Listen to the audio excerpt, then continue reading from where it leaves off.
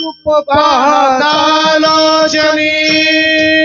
सुख झाले हो साधनी तो हा विठ्ठल बरवा तो हा माधव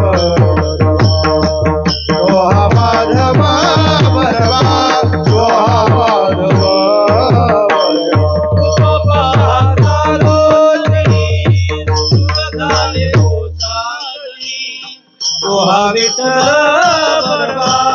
तो हा माधव बरवा तो हा माधव बरवा तो हा माधव बरवा बहुत सुताची जोडी म्हणून विठ्ठले आवडी तो हा विठ्ठल बरवा तो हा माधव बरवा तो हा माधव बरवा तो हा माधव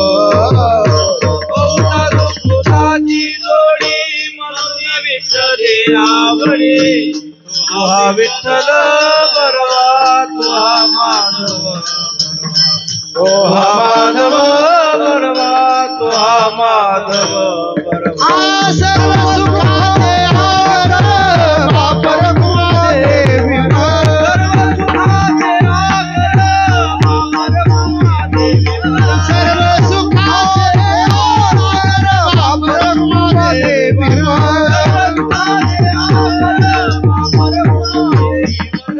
सर्व सुखाचे आगर वापर कुमारे विवर तो हा विठ्ठल बरवा तो हा माधव तो हा माधव बरवा तो हा माधव सर्व सुखाचे आगर वापर कुमारे विवर तू हा विठ्ठल बरवा तू हा माधव तो हा माधव बरवा तो हा माधव जय राम कृष्ण हरी जय राम हरे जय जय राम कृष्ण जय जय राम जय जय राम कृष्ण जय जय राम जय जय राम कृष्ण जय जय राम जय जय राम कृष्ण हरी जय जय राम कृष्ण हरी जय जय राम कृष्ण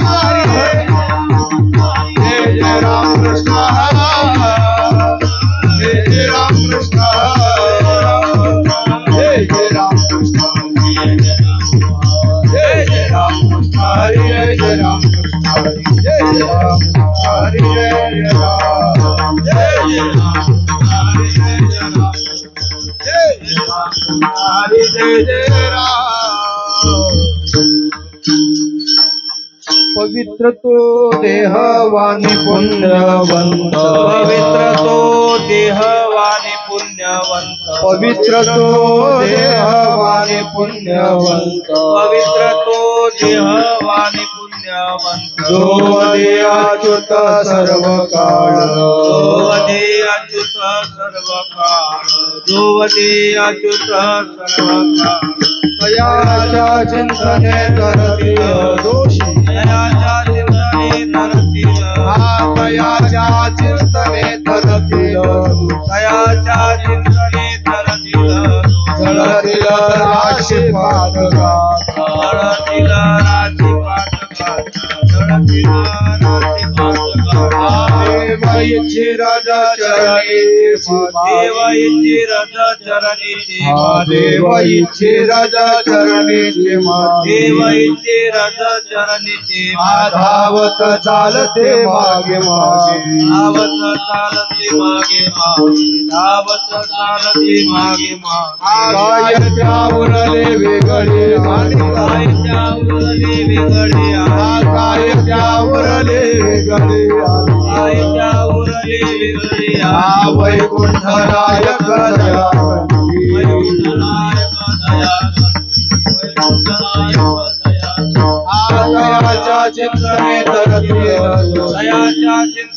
तरतील दयाच्या चिंतने तरतील दूषी दयाच्या चिंतने तरतील जळतील राशी पातकांच्या राशी पाटकांच्या जळतील राशी पाटकांच्या तुका म्हणे देव भक्ताचा संगम तुका म्हणे देव भक्ताचा संगम नाम त्रिवेणीचा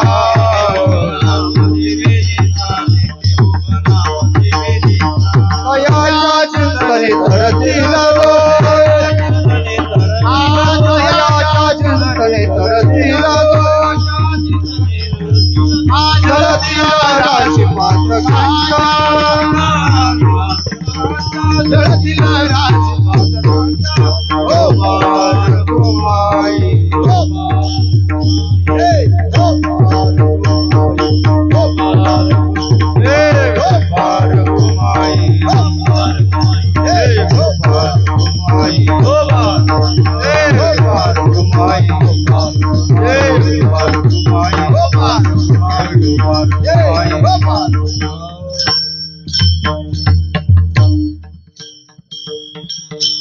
पवित्र तो देह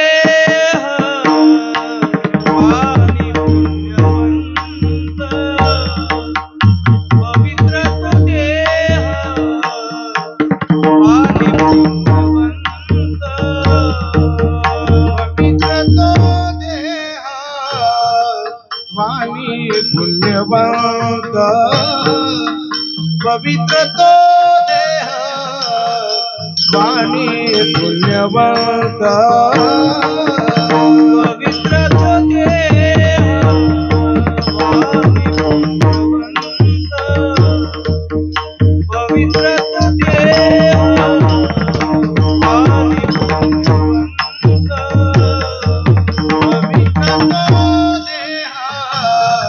वाणी पुण्यवंत पवित्र तो देह वाणी पुण्यवंत शुभ देह अच्युत सर्व काळ शुभ देह अच्युत सर्व काळ दयाच्या चिंतने तरतील दोषी दयाच्या चिंतने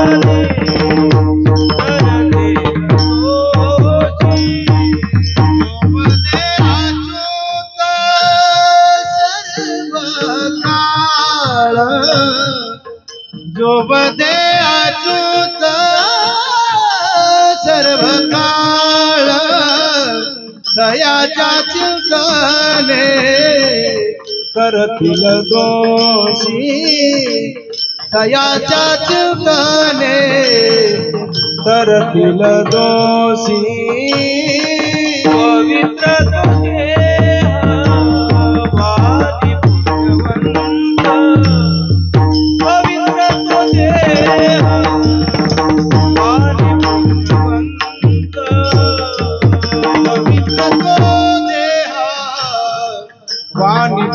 पुण्यवंत पवित्र तो देह वाणी पुण्यवंत पवित्र तो देह वाणी पुण्यवंत शुभ देह अच्युत सर्व काळ शुभ देह अच्युत सर्व काळ दयाच्या चिंतने दयाच्या चिंतने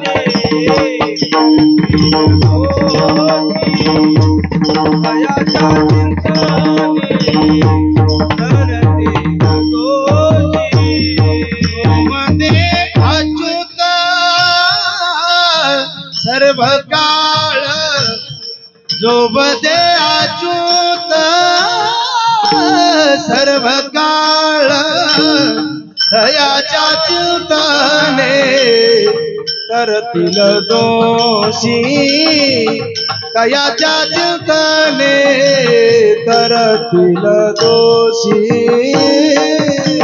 जळतील राशी पातकाच्या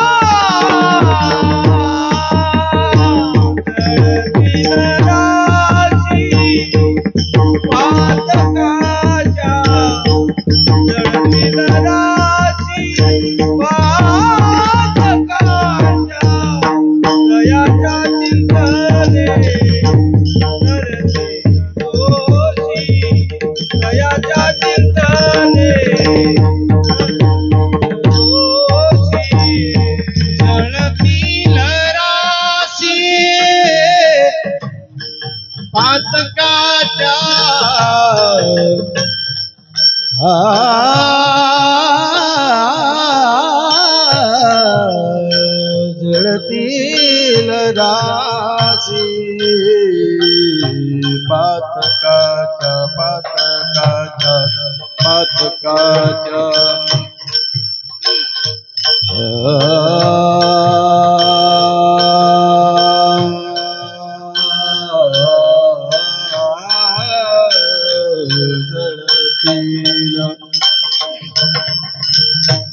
जळतील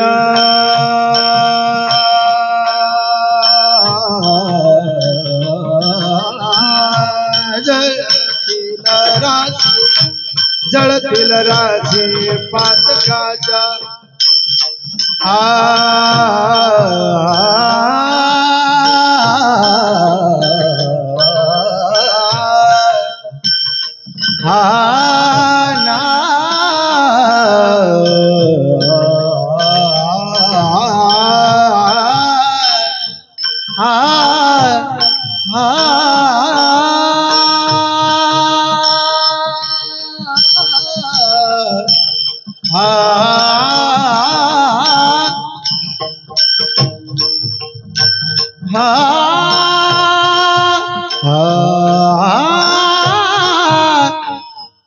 जळतील राशी पातकाच्या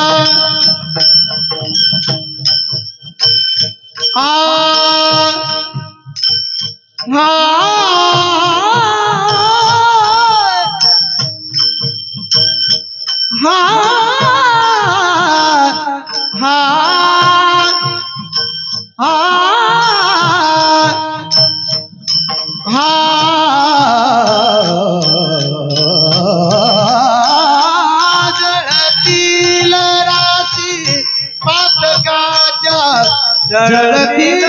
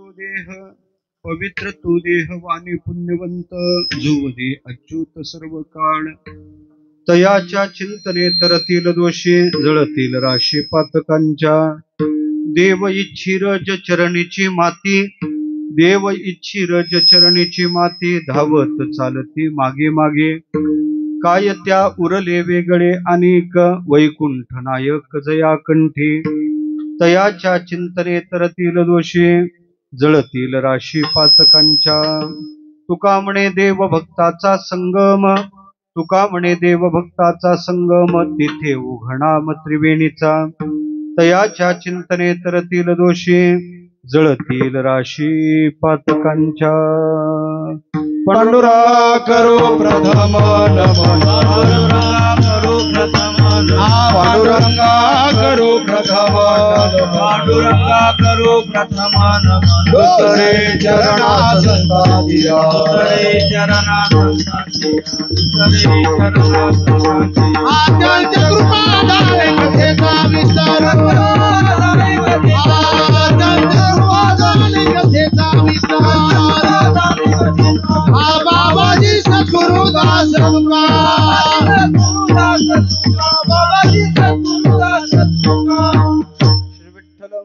सुकरुणार्णवमाशुतोषं दिनेष्टपोषणं मगसहन्ति सिन्धुशोषं श्रीरुक्मिणीमतिमुषं पुरुषं परन्तं वन्दे दुरन्तचरितं हृदि सञ्चरन्तं ज्ञानेशो भगवान् विष्णु निवृत्तिर्भगवान् हरः सोपानो भगवान् ब्रह्मा मुक्ताख्या ब्रह्मचित्कला कथं यातोऽसि वैकुण्ठं मानवं देहमत्यजन् तुकाराम महासाधु कृपया ज्ञापयस्व मां सम्पाद्य ज्ञानं च विधाय भक्तिं विलोकितो येन समाधिराजः वैराग्यवन्तं सुविचारयुक्तं नमामि जोगं शिरसा गुरुन्तं ढल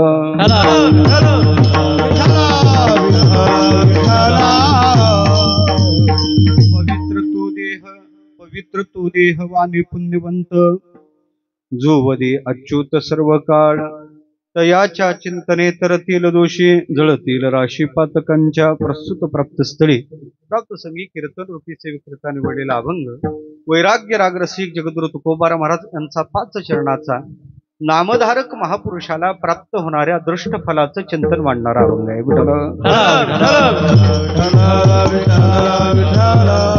चिंतनाला आरंभ करण्यापूर्वी परिहार द्यायचा तो असा दरवर्षीप्रमाणे याही वर्षी मोठ्या आनंदात भगवान परमात्म्याच्या कृपेनं साधू संतांच्या आशीर्वादाने आपल्या भीमाशंकर सामाजिक संस्था नेरूळ चालू असणारा अखंड हरिनाम सप्ताह गेले 24 वर्षापासून अव्याहत स्वरूपाचा चालू आहे. तसं सप्ताहाचं हे 24वे वर्ष म्हणजे द्वितपपूर्तीचं वर्ष आहे. 2 तपापर्यंत आपण खऱ्या अर्थानं पाहायचं झालं तरी ही साधना अव्याहत या उत्सवाची करत आहात. परमात्म्याचा दरबार आहे. मंदिरात गेल्यानंतर मंदिरात कसं जायचं आणि गेल्यानंतर सहज प्रसन्नता प्राप्त होते. कारण आमचे ज्ञानोबा आम्हाला सांगतात पूजोनी देव पाहिजे. मंदिरातली प्रासादिकता पाहता लक्षात येते का इथं आपल्या अंतःकरणात देवाच्या विषयी कसा भाव आहे.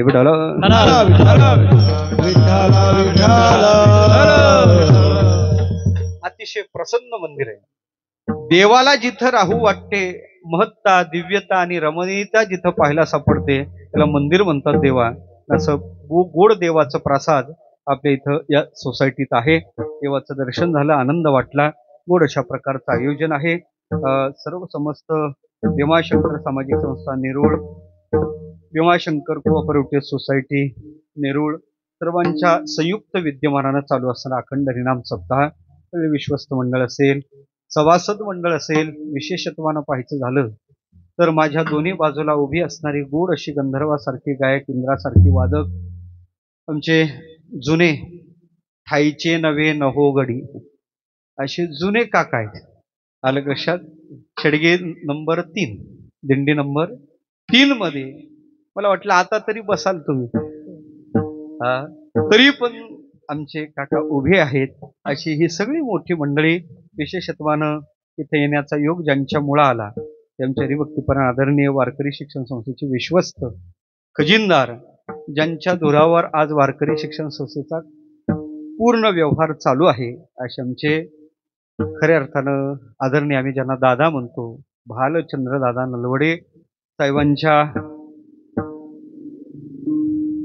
आग्रहाने साहेबांच्या खऱ्या अर्थानं पाहायचं झालं तर निमंत्रणातून इथे येण्याचा आलेला योग गोड अशा प्रकारचं आयोजन आहे. गेल्या वर्षीच यायचं होतं पण कारणच असं घडलं का त्याच्यामुळे येणं शक्य नाही झालं. पण मग गेल्या वर्षी राहिली म्हणून सगळ्या विश्वस्त मंडळांनी एक इच्छा प्रगट केली पुढच्या वर्षी तरी या आणि त्यातून हा आलेलं निमंत्रण, त्यातून आपल्या सर्वांच्या दर्शनाचा योग आमचे हरिभक्तीपरायण योगेश महाराज आहेत, हरिभक्तीपरायण हनुमंत महाराज आहेत, पकवाजाची साथ करणारे गोड अशा प्रकारचे पकवाज वादक आमचे नवनाथ महाराज आहेत, नारायण महाराज आहेत, सूर्यकांत महाराज आहेत, भागवत महाराज आहेत, हनुमंत महाराज आहेत, वसंत महाराज आहेत. एक एका ते काय गणू अपार आहे. सर्वांच्या विषयी अंतःकरणात आदरभाव प्रकट करतो. मला देवाच्या नामचिंतनाची महती सांगायची आहे. अभंग अतिशय गोड आहे. आपण याला अखंड हरिनाम सप्ताह म्हणतो. अखंड काय? पुढचा शब्द आहे हरिनाम सप्ताह. वारकरी संप्रदायाची साधना ही नामसाधना आहे देवा. आणि विशेषत्वानं कलियुगाच्या दृष्टीने विचार करायचा झाला तर या साधनेपेक्षा दुसरी श्रेष्ठ साधना नाही.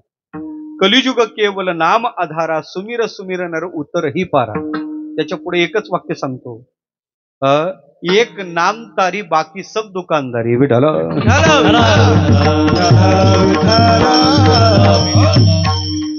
नामस्मरणापेक्षा दुसरी भक्ती श्रेष्ठ नाही.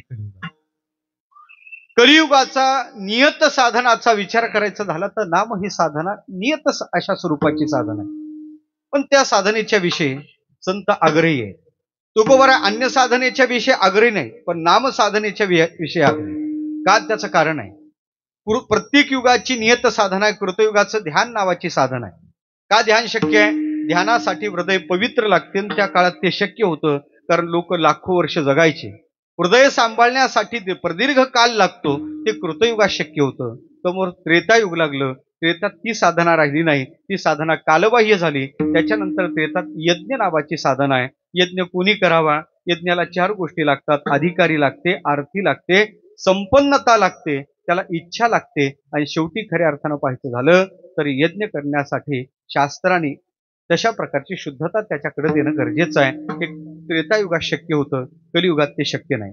यज्ञ करायचा झाला, वाजपेयी यज्ञ करायचा, कोणी करायचा? त्याला ब्राह्मण लागतो, दुसरा जमत नाही. अश्वमेध यज्ञ करायचा, राजा पाहिजे, क्षत्रिय पाहिजे, त्याने तो करायचा, दुसऱ्याला जमत नाही. त्याच्यानंतरचा यज्ञ आहे पुत्र कामेष्टी यज्ञ. कोण चालेल त्याला? पुत्र कामेष्टी यज्ञाला एखादा ब्रह्मचारी यजमान चालेल का? नाही चालत. अधिकार लागते, यज्ञासाठी अधिकार लागते, संपन्नता लागते. हे सगळं पाहता यज्ञ कालबाह्य झाला, पण ह्या सगळ्या वाटा क्षीण झाल्या. अवघ्या वाटा झाल्या क्षीण, कलीन घडे साधन, आमुचित विधी विधान, सकळे न घडे सर्वथा. अवघ्या वाटा झाल्या क्षीण, घडे साधन, उचित विधी विधान, घडे घडे सर्वथा. कलियुगाच्या दृष्टीने अन्य साधन कालबाह्य झाले, त्यात पावर तेवढा राहिला नाही. पण युगात फक्त काय करा? कलियुगामाधी करावे कीर्तन, देवी नारायण देईल भेटी, देवी नारायण देईल भेटी, देवी नारायण देईल भेटी. कलियुगामाधी करावे कीर्तन, देवी नारायण देईल भेटी, देवी नारायण देईल भेटी, देवी नारायण देईल भेटी. कलियुगातलं नियत साधन आहे नामचिंतन. उद्धाराचं एकमेव साधन आहे नामचिंतन. ऐका, कलियुगात केवळ नाम घेण्याची इच्छा झाली, नाम घेतलं नाही, फक्त अंतःकरणात इच्छा झाली. वेपंते दुरितानी मोह महिमा सम्मोह मालंकृते. जीव गोस्वामी सांगतात, नाम घेण्याची जरी इच्छा झाली तरी त्याच्यातून सगळे पाप दूर जातात. वेपंते दुरितानी मोह महिमा सम्मोह मालंकृते. एवढंच नाही, नाम घेतलं नाही, आणखीन फक्त अंतःकरणात नाम घेण्याचा विचार झाला कलियुगात. फळ काय? दुसरं सांगितलंय, वेधा कमलोद्भव, वैकुंठ लोकापर्यंत त्याचा मार्ग प्रशस्त करत पुढे चालतो. नाम घेतलं नाही, घेण्याची इच्छा झाली. त्याच्या पुढे सांगतो, नामचिंतन घेण्याची केवळ अंतःकरणात भावना कलियुगात झाली, घेतलेलं नाही नामचिंतन, तरी म्हणे तो चित्रगुप्त आपली लेखणी घासून तयार करतो. कशाला? आतापर्यंत भरपूर सातबारा लिहिला होता याचा. करू नाही ते केलं, खाऊ नाही ते खाल्लं, पिऊ नाही ते पिलं यानं, हे सगळं त्याचं पापनी नोट करून ठेवलं. आता लेखणी कशाला घासतो? आतापर्यंत केलेलं पाप खोडून टाकायला तो चित्रगुप्त आपली लेखणी घासून तयार ठेवतो. एवढं सामर्थ्य कलियुगात नाम घेण्याचा विचार झाला तरी आहे. कलियुगात नामात जे सामर्थ्य देवा ते कोणत्या साधनात? म्हणून नाम प्रभावी आहे. तुम्ही नाम नाही घेतलं, वाटेनं जात आहे, आणि जाता जाता तुमच्या कानावर देवाचं नाम पडलं तरी ते नाम कलियुगात तारते. नाम नाही की वाच्य शक्ती श्रोत्र मूलम पथगतम वा. वाटेनं जाता जाता कानावर पडलेलं नाम, कानावर पथगतम वा, वाटेनं जाता जाता श्रोत्र मूलम कानाच्या छिद्रावर पडलं तारते नाही. नामाला सुरुवात केली, नाम चिंतन करत आहे आणि तुमच्या मुखातून शुद्ध शब्द नामाचे उच्चार होत नाही. राम राम राम राम राम म्हणता लांब लांब लांब लांब लांब लांब. विठ्ठल विठ्ठल विठ्ठल विठ्ठल म्हणता इठ्ठल इठ्ठल इठ्ठल इठ्ठल इठ्ठल इठ्ठल असे अशुद्ध शब्द येऊ लागले तरी ते नाम तारते. कलियुगात नामाचं सामर्थ्य सांगायचं मला. शुद्धम वा अशुद्ध वर्णम, त्याच्या पुढे सांगितलं व्यवहिती रहितम. व्यवहिती रहित म्हणजे दोन्ही शब्द एकत्र नाही. एकाला विचारलं काय चाललं, म्हणे महाराज तुमचं बरं आहे बुवा. त्यांना वाटतं महाराजांचं बरं आहे, त्यांना काय माहित आहे कोणाचं करायचं. काय काय चाललं, म्हणे काय चालायचं महाराज आमचं, काय चालायचं आमचं संसारी जीवाचं काय चालायचं. करा मरा करा मरा करा मरा. काय म्हणला तो? करा आवटे महाराज, मरा करा मरा करा मरा असं म्हणला. काय आता याच्यात देवाचं नाव आहे का? नाही. पण करातला रा आणि मरातला म, रकारानंतर मकार त्याच्या मुखात आला. करा मरा करा म्हणला तरी ते नाम तारते. म्हणे नाम नाही की वाच्य शक्ती श्रोत्रमूलम पथगतम वा शुद्धम वा अशुद्ध वर्णम व्यवहितीरहितम तार इत्येव सत्यम. नाही म्हणे अहो काय चाललं तुमचं, म्हणे महाराज आमचं काय चाललं, सगळं आराम चालला आराम. आता काय आराम देवाचं नाव आहे का? पण असं जरी देवाचं नाव मुखाला आलं देवा तरी कलियुगात ते नाम तारते. त्याच्या पुढे आहे का? पुराणात अशी कथा आली, एक यौवन बहिर्दिशेला बसला आणि बहिर्दिशेला बसलेल्याच्या यौवनाच्या जवळ एक डुक्कर आलं. डुकराला हकलण्यासाठी हरामके म्हणून त्याला हाकल शिवी दिली. हरामके, करू नाही ते केलं, खाऊ नाही ते खाल्लं, पिऊ नाही ते पिलं, तसंच गेलं. नेण्यासाठी ते यमदूत आले, प्रारब्ध संपलं, नेण्यासाठी यमदूत आले. तेवढ्यात विष्णुदूत तिथं उतरे. म्हणे हात लावायचं नाही, गिराईक आमचं आहे. म्हणे तुमचं कसं गिराईक? 7-12 तपासन त्याचा. त्याने सगळं पाहता पाहता हरामके शब्दाला अंडरलाईन केली होती. आणि हे काय? आणि हे हरामकेच्यात रामके ना रामके. अरे म्हणे पण हरामी कलियुगात शिवी आहे ना. त्याने असू द्या ना शिवी, पण त्याच्यात राम आहे ना. शिव्या अशा असल्या पाहिजे. याच्यात राम आहे ना राम. त्याचं काय? अरे शिवीच्या रूपात त्याच्या मुखात नाम आलं. अरे पण ते आहे ना आधी हरामके. म्हणजे तुला भागत्याग लक्षणा माहित नाही का संस्थेतली? जहदाजत लक्षणा माहित नाही? गणित शिकला असतील ना, लसावी मसावी माहित असेल तुला. लघुत्तम सामायिक विभाग, महत्तम सामायिक विभाग, हे विषम विभाग काढून टाकन समभाग्य ना समभाग्य ना. रामके स्वीकारायला काय हरकत आहे? म्हणे मग अरे याच्या मुखात ते हरामके शिवी आली, पण त्याच्यात राम आहे. शिवीच्या रूपात त्याच्या मुखात नाम आलं, त्याचं फळ काय? त्या दोघांनाही डोके खाजवले. त्याला नाही सांगायचं म्हणलं. ते म्हणजे कोण सांगल? ज्याला 4 डोके आहे, ज्याच्या बापाचं नाव आहे त्याला विचारू. कोण? ब्रह्मदेव.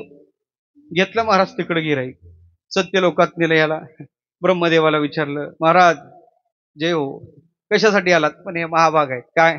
काय नाही, इथं येण्याच्या लायकीचे नाहीत, करू नाही ते केलं, खाऊ नाही ते खाल्लं, पिऊ नाही ते पिलं, मग इथं का आणलं? म्हणजे एकदा एका डुकराला हाकलण्यासाठी हरामके शिवी दिली आणि त्याच्यात राम शब्द देवाचं नाव आहे. त्याचं फल काय? ते मला नाही सांगायचं मग शिवीच्या रूपात नाव मुखाला आलं, त्याचं फल काय? आणि कोण सांगल? म्हणजे भजन करी महादेव. वैकुंठाला चला, तिथं कैलासात नेलं. कैलासात नेल्याबरोबर त्या भगवान गणेश शंकराच्या समोर त्याला नेलं. शंकराने विचारलं इकडे येण्याचं प्रयोजन काय? काय नाही म्हणे हे महाभाग आहे. एकदा एका डुकराला हकलण्यासाठी हरामके शिवी दिली, शिवीच्या रूपात त्यांच्या मुखात देवाचं नाव आलं, त्याचं फल काय? ते म्हणे बा मी सतत नाम जप करतो, पण शिवीच्या रूपात आलेलं नाम त्याचं नाही फल सांगायचं माहिती, त्याचं नाही सांगू शकत फल. म्हणे नेमकं काय? मग कोण सांगेल? म्हणे ज्याचं आहे तेच सांगेल ना. चला म्हणे, हे म्हणे हे बाबा तिथून तिथं आणलं, तिथून इथं आणले, चालून चालून पाय दुखत आहे, आता आपण पुढे चालणार नाही, जे फळ द्यायचं ते द्या, पण याच्यानंतर चांगलं पालखी करा, पालखीत बसून पुढे नेत असाल तर येतो, नाही तर इथून काय हालत नाही. ते भगवान शंकर हे पिढात इथून लवकर घेऊन जा, कैलासाच्या लायकीचं नाही. पालखी केली म्हणे, मग चला तुम्हाला ऐकायचं असेल तर. नाविलाज झाला, भगवान शंकराने पालखीला खांदा दिला, ब्रह्मदेवानं पालखीला खांदा दिला, विष्णुदूतानी यमदूतानी खांदा दिला. महाभाग प्रथात त्या पालखीत बसले, पालखी मजल दर मजल करत वैकुंठापर्यंत पोहोचली. आणि तेवढ्यात त्या द्वारपाळाने पाहिलं, धावत देवा सावध व्हा, सावध व्हा. कोणीतरी मोठा भगवत भक्त घेऊन भगवान शंकर स्वतः पालखीत बसून आणतात. देवाने विचार केला, सगळ्या जगाचं ज्ञान मला आहे, पण हा महाभाग कोणत्या कपारीत साधना करत बसला, कसा माझं लक्ष याच्याकडे नाही. आणि मग देवाने सांगितलं, चूक झाली, आपण त्याच्याकडे जायला पाहिजे होतं, पण तो आपल्याकडे आला, आपण चूक सुधारली पाहिजे. देवाने लगेच पूजेचं ताट घेऊन लक्ष्मी आई साहेबाला बोलावलं, दोघे दारात हजर झाले. पालखी खाली टेकली, हा बाबा पालखीतून उतरला. देवानं त्याच्या पार पाणी टाकून त्याची पूजा आरंभ केली. तेवढ्यात भगवान शंकर ब्रह्मदेव म्हणतात, ओ देवा, या पूजेचं गिराईक नाही, थोडं थांबा. ते म्हणे, तुम्हीच थोडं थांबा, कुठं साधना करत होता मला माहित नाही, तुम्ही इथपर्यंत आणलं, बरं झालं, मला पहिले पूजा करू द्या. त्याची पूजा केली. शेवटी लक्ष्मी आई साहेबांना त्याचं औक्षण केलं. पुढे देवाचं पद खाली होतं, आसन खाली होतं, तिथं गेला आणि देवाच्या आसनावर बसला. आणि मग भगवान शंकर म्हणू लागले, देवा, हे पूजाच्या लायकीचं गिराईक नव्हतं, मग तुम्ही याला इथपर्यंत आणलं कसं? म्हणे, देवा, एकदा हे बहिर दिशेला बसलं, डुक्कर जवळ आलं, डुकराला हकलण्यासाठी त्यानं हरामके म्हणून शिवी दिली. आणि त्या हरामके शब्दात राम हे देवाचं नाव आहे, हे तुमचं नाव आहे, ती शिवीच्या रूपात तुमचं नाव याच्या मुखात आलं, त्याचं फळ काय? देवाने हसून उत्तर दिलं, याच्यापेक्षा दुसरं फळ काय? म्हणून अंतकाळी ज्याच्या नामाने मुका, अंतकाळी ज्याच्या नामाने मुका, अंतकाळी ज्याच्या नामाने मुका, अंतकाळी ज्याच्या नामाने मुका, म्हणे तुका मारणाई, तुका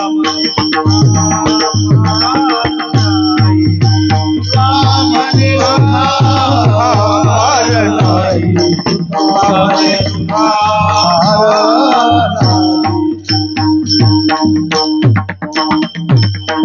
याच्या मुखात नाम अंतकाळी आलंच नाही महाराज, शिवीच्या रूपात आलं, शिवीच्या. याच्या पलीकडे दुसरं फळ कोणतं? सत्य लोकातही गेला, कैलासातही गेला, स्वतः तुमच्यासारख्या देवानी खांद्या देवान त्याला इथं घेऊन यावं, शेवटी मी त्याची पूजा करावी, शेवटी माझ्या पदावर बसावं, याच्या पलीकडे दुसरं फळ काय? शिवीच्या रूपात जरी देवाचं नाव कलियुगात आलं देवा, तरी उद्धार करते. व देवाचं नाम कलियुगाचं नियत साधन आहे. ऐका ना, किती सामर्थ्य आहे, किती सामर्थ्य आहे. नामतत्व कौमुदी नावाच्या ग्रंथात नामाची वेगळी फळं सांगितली. तुम्ही विचारा मला, हे भेटते का नामानं? सप्रमाण त्या ग्रंथात सांगितले, नामानं हे भेटते, नामानं ते भेटते, नामानं ते भेटते. लौकिकातली फळं भेटतात यात विशेष नाही, अलौकिक तत्व सुद्धा हस्तगत नामानं होते. कलियुगात नामासारखं सामर्थ्य कशात नाही. अनिष्ट तर परिहार होते, पण इष्ट लाभही होतो. तुकोबा तर सांगतात, बाबा, नामात जे फळ आहे ते अन्य कोणत्या साधनात कलियुगात नाही. नाम जे देऊ शकते ते दुसरं कोणतं साधन देऊ शकत नाही. नाम जितकं प्रभावी कलियुगात आहे, तसं दुसरं एकही साधन कलियुगात प्रभावी राहिलेलं नाही.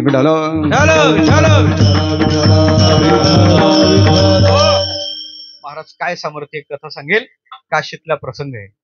पूर्ण नाम मुखात आलं नाही, नामातला एक शब्द जरी मुखात आला, एक अक्षर जरी नामातलं उच्चारलं, तरी आपला उद्धार होते. प्रसंग सांगेल. गंगेच्या काठावर कमालजी बसलेले, एक महात्मा साधना करत बसलेला आहे, आणि त्या गंगेच्या काठावर एकाच्या अंगाला कोड फुटला. घरची नीट बोलत नाही, गावातले नीट बोलत नाही, वैतागला. देहत्याग करायचा म्हणून गंगेच्या काठात गेला, गंगेच्या प्रवाहात उडी टाकली. कमालानी भजन करता करता पाहिलं, अरे रे रे कोणीतरी तरुण पोरगा देहत्याग करतो, बरं वाटलं नाही. कमाल धावत धावत गेला, उडी टाकली, त्याला बाहेर काढलं. ए बाबा, काय एवढा जीवावर उदार झाला, का मरतो म्हणे. महाराज मला मरू द्या, काय सांगायचं. अंगाला कोड फुटला. आतापर्यंत जे माझे जीवश्य कंठश होते ते जवळ येत नाही. मुलं नीट बोलत नाही, बायको नीट बोलत नाही, ज्यांच्यासाठी मरमर केली ते नीट बोलत नाही, त्याच्यापेक्षा मेलेलं बरं म्हणून मी मरायला आलो. म्हणे बाबा औषध घेतले म्हणे, भरपूर घेतले महाराज. स्पेशलिस्ट पाहिले, भरपूर डॉक्टरकडे गेलो, काही उपाय नाही, काही फरक पडला नाही. मग आता काही नाही. महाराजांनी विचारलं सगळं, अहो सगळं पाहिलं महाराज, इथेही गेलो, पार फॉरेन मध्येही जाऊन आलो, काही बदल झालेला नाही, काही नाही, ते रोग काही नीट होत नाही, त्याच्यापेक्षा मेलेलं बरं असं वाटत आहे. तुकोबाराने विचारलं एक घेतलं का रे औषध. म्हणे काय. म्हणे देवाचं नाम घेतलं का. म्हणे ते सोडून सगळं घेतलं. ते सोडून. तुकोबारा म्हणे तू सगळं जरी घेतलं आणि ते घेतलं ना तर उपयोग नाही, कारण त्यात एवढं सामर्थ्य आहे, भव रोगासारखा रोग सुद्धा त्यानं जाते. ब्रह्मरस घेई काळा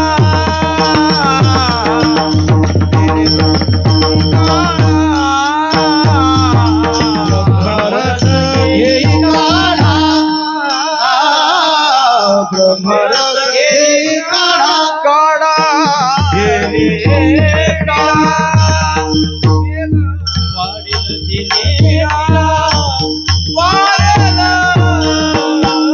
पंचनाम विठोबाचे,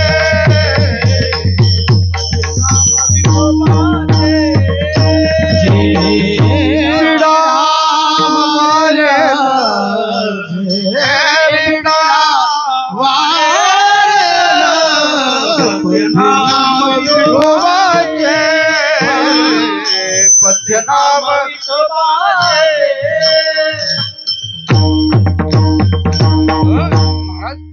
हे घेतलं का तू देवाचं नाम. अरे हे जर घेतलं तर भवा ऐसे जाई काय शुल्लक. तुटे भवरोग संचित क्रियमान भोग असे रोग जातात.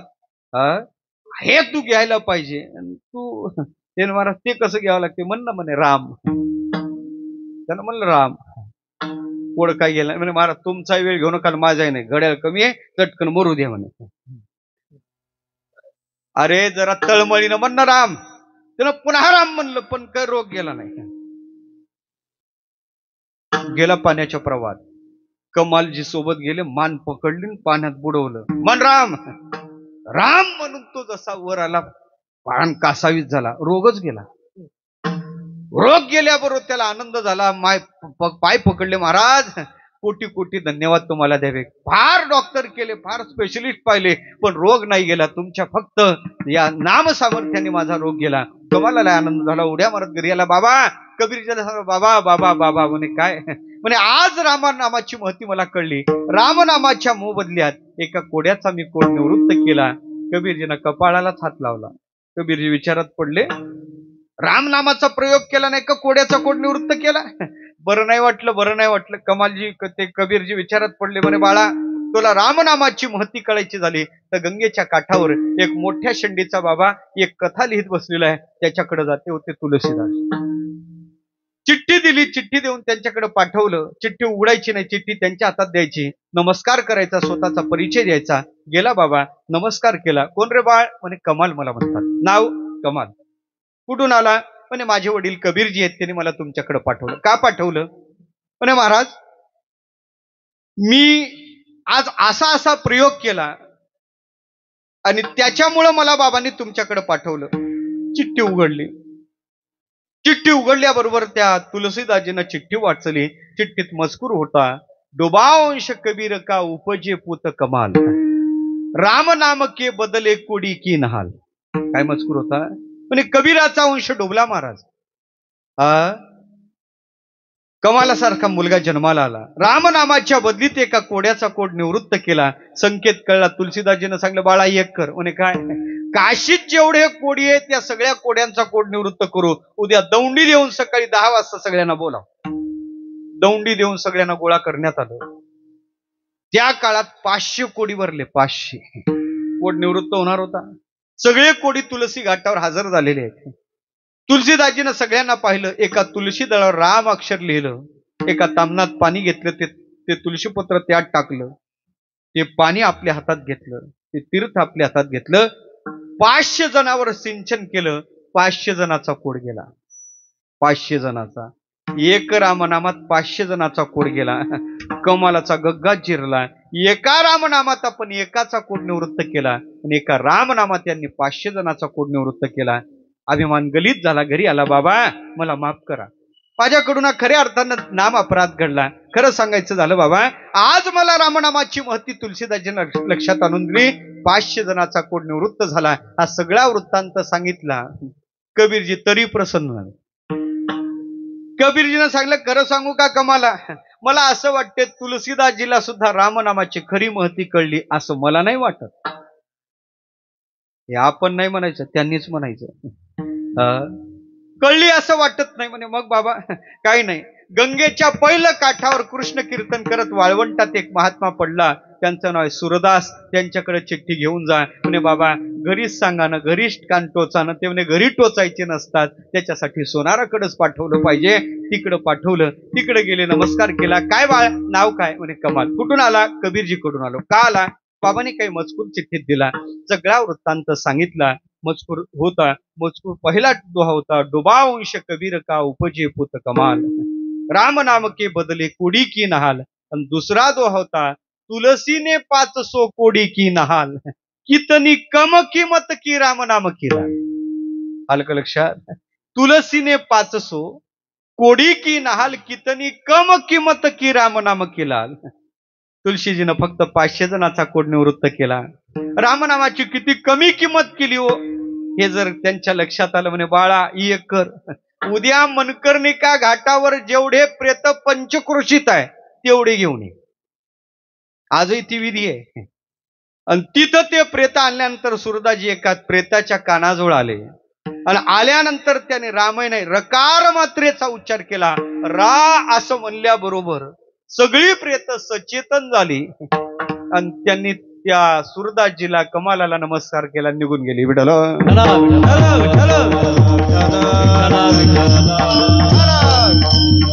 का तेव्हापासून जाता जाता तेवढं म्हणून पाहतात काय, रामनाम रामनाम. हे म्हणण्याची प्रघात तिथून असावी. मला सांगायचं काय, कलियुगात नामात जेवढं सामर्थ्य आहे ते कशातच नाही. येणं प्रकारे जीवाने नामचिंतनात प्रवृत्त व्हावं. पण साधू पुरुष नामाची वेगळी फलं सांगतात. सगळी संत नामसाधनेचं महात्म्य कथन करतात. आज तुकोबारा सुद्धा नामसाधनेचं महात्म्य सांगता नामाची काही दृष्टी फल तुकोबारा सांगतात, नामाची काही अदृष्ट फल सुद्धा गाथा सांगतात. पण आज महाराज नाम साधनेचं एक दृष्ट फल अभंगाच्या पहिल्या चरणात सांगतात. पवित्र तो देह वाणी पवित्र तो देह वाणी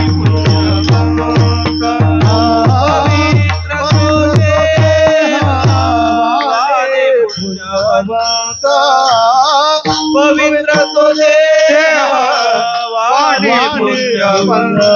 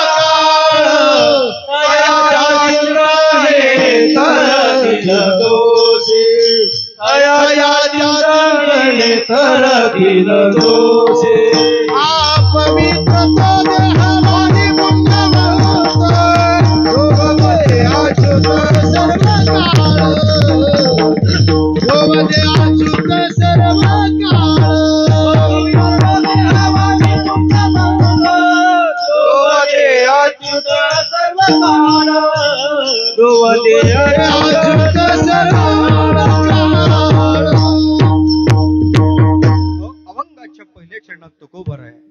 नाम साधनेचं एक दृष्ट फल आपल्या समोर ठेवतात बाबा. काय नामात सामर्थ्य? दृष्ट फल. नाम साधनेनं ज्या देहाच्या ठिकाणी पावित्र्याची सुतराम शक्यता नाही, तो देह पवित्र होतो. पवित्र तो देह, वाणी पुण्यवंत, देह पवित्र होतो. म्हणजे महाराज देह पवित्र होतो. एकीकडे तुम्ही त्या देहाच्या संबंधाने नियम सांगता, देह मात्र पवित्र. शरीर म्हणजे दुःखाचं कोठार आहे. शरीर म्हणजे रोगाचं आश्रयाचं स्थान आहे. दुर्गंधी सगळी त्याच्याच ठिकाणी राहते आणि त्याच्यासारखं अपवित्र या जगतात दुसरं तिसरं काही नाही. हे तुमचंच वाक्य आहे महाराज. शरीर दुःखाचे कोठार, शरीर रोगाचे भांडार, शरीर दुर्गंधीचे तार, काही अपवित्र शरीरायसे. शरीर दुःखाचे कोठार, शरीर रोगाचे भांडार, शरीर दुर्गंधीचे तार, काही अपवित्र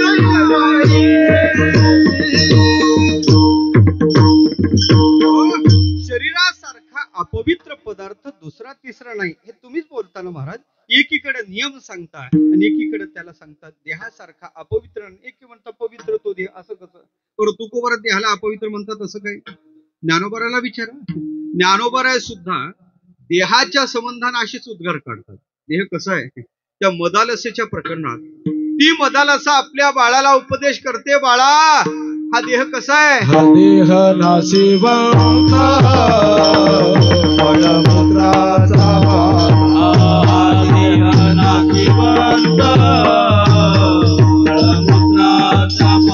आवरी चर्म घातले, पूर्वी चित्राचा आवरी चर्म घातले,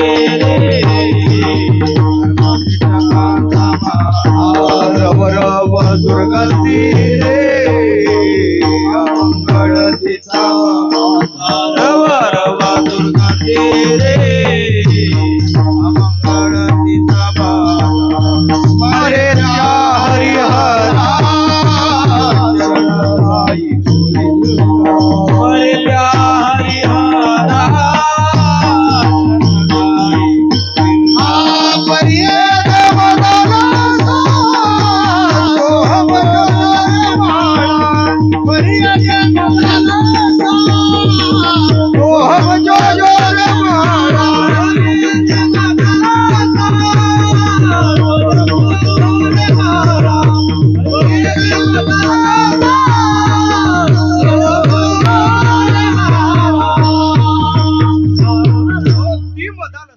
बाळाला उपदेश करते, बाळा हा देह नाशिवंत आहे, मळमूत्राचं मिश्रण आहे, वर फक्त चर्म आहे, रव रव दुर्गंधी आहे, अमंगळ त्याचं स्वरूप आहे. पण खऱ्या अर्थानं सांगायचं झालं तर देहासारखी अपवित्र वस्तू दुसरी तिसरी नाही.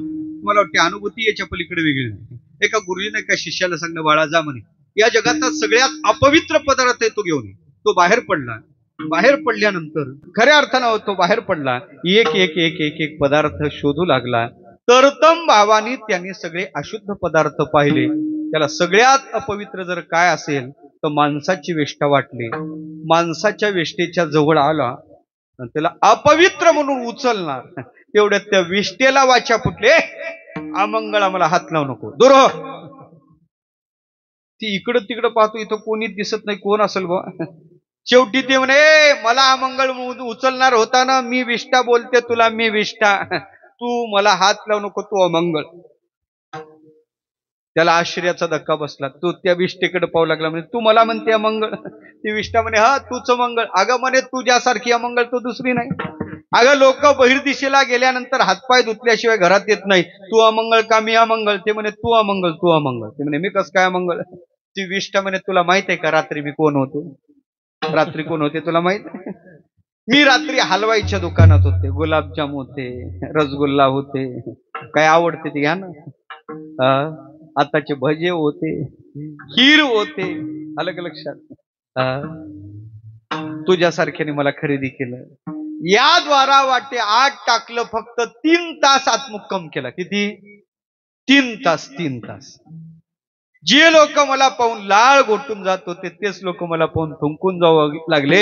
खरं सांग, आजही मी दुकानात तसेच असते, तो लोकांनी माझ्याकडे पाहून लाळ गोटली असती, पण तुझ्यासारख्या देहाचा संपर्क झाला, मला ही अवस्था प्राप्त झाली. खरं सांग, तू अपवित्र का मी अपवित्र? ज्ञानोबाराची फार गोड आहे बरं का.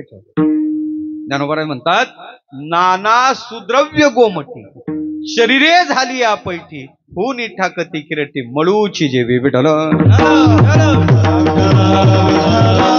किती चांगले पदार्थ देहात द्या महाराज, किती चांगले मंगळ पदार्थ देहाच्या संबंधात येऊ द्या, त्याला अमंगळ करण्याचं काम हा देह करतो. देहासारखी अपवित्र वस्तू या जगतात नाही, त्रैलोक्यात दुसरी तिसरी नाही, पण देह मात्र अपवित्र. तुकोबार म्हणतात, ज्ञानोबार म्हणतात, अनुभूती अशी आहे. त्याच्या पुढे सांगतो, योगशास्त्राचा विचार असाच आहे. योगशास्त्र सुद्धा देहाला अपवित्र आहे असंच बोलते, मी बोलत नाही. योगाने एक कारण दिलं असतं तरी देह अपवित्र ठरला असता. योग दर्शनाने देहाच्या अपावित्र्याला 6 कारणाचा सद्भाव दाखवला. पहिलं कारण सांगलं, देह अपवित्र का? म्हणजे स्थानात. देह अपवित्र का? दुसरं कारण बीजात. देह अपवित्र का? उपष्टंबात. देह अपवित्र का? निस्यंदात. देह अपवित्र का? निधनादपी. देह अपवित्र का? कायम अध्येय शोचत्वात. आज स्थानात, बीजात, उपष्टंबात, निस्यंदात, निधनादपी, कायम अध्येय शोचत्वात पंडित अशुचिम विदुः विठल. पंडित लोक या देहाला अपवित्र म्हणतात. पहिलं कारण दिलं काय? पहिलं कारण दिलं स्थानात. देहाचा प्रादुर्भाव ज्या स्थानातून झाला देवा, ते स्थान पवित्र नाही, ते स्थान अपवित्र आहे. देह ज्या स्थानातून आला ते स्थान पवित्र आहे. कुठून आला देह? आईच्या उदरातून आला. तिथं काही एअर कंडिशन नाही, तिथं काय वेष्टा लेप चोहीकडे नाकी तोंडी उर्मीकडे. काय पवित्र आहे महाराज तिथं? आमचे तुकोबारा म्हणतात, बाबा उदकात शेणमलमूत्र कालवलं आणि त्याच्यापासून याचा हा विकार बाहेर आला असेल तर मला सांगा, तो पवित्र कशाने होईल?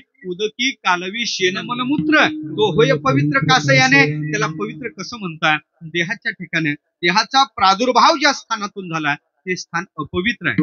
म्हणून आमच्या तुकोबाराचा गोड एक प्रमाण आहे. तुकोबारा म्हणतात, देवा ते मी स्वतः भोगलं, त्या गर्भातल्या आहेत ना, मी तुला काय सांगू रे बाबा? काय सांगू गर्भीची यातना, माझा भोगी नारायण, मौसमळ पुत्र तारा, दक्षिणोक्षणा ध्यानसे. काय सांगू गर्भीची यातना, माझा भोगी नारायण, मौसमळ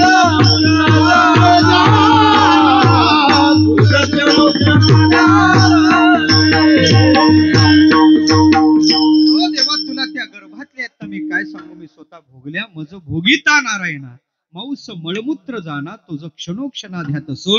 मला सांगायचं काय? अपवित्र स्थानातून देहाचा प्रादुर्भाव आहे, पण देह अपवित्र आहे.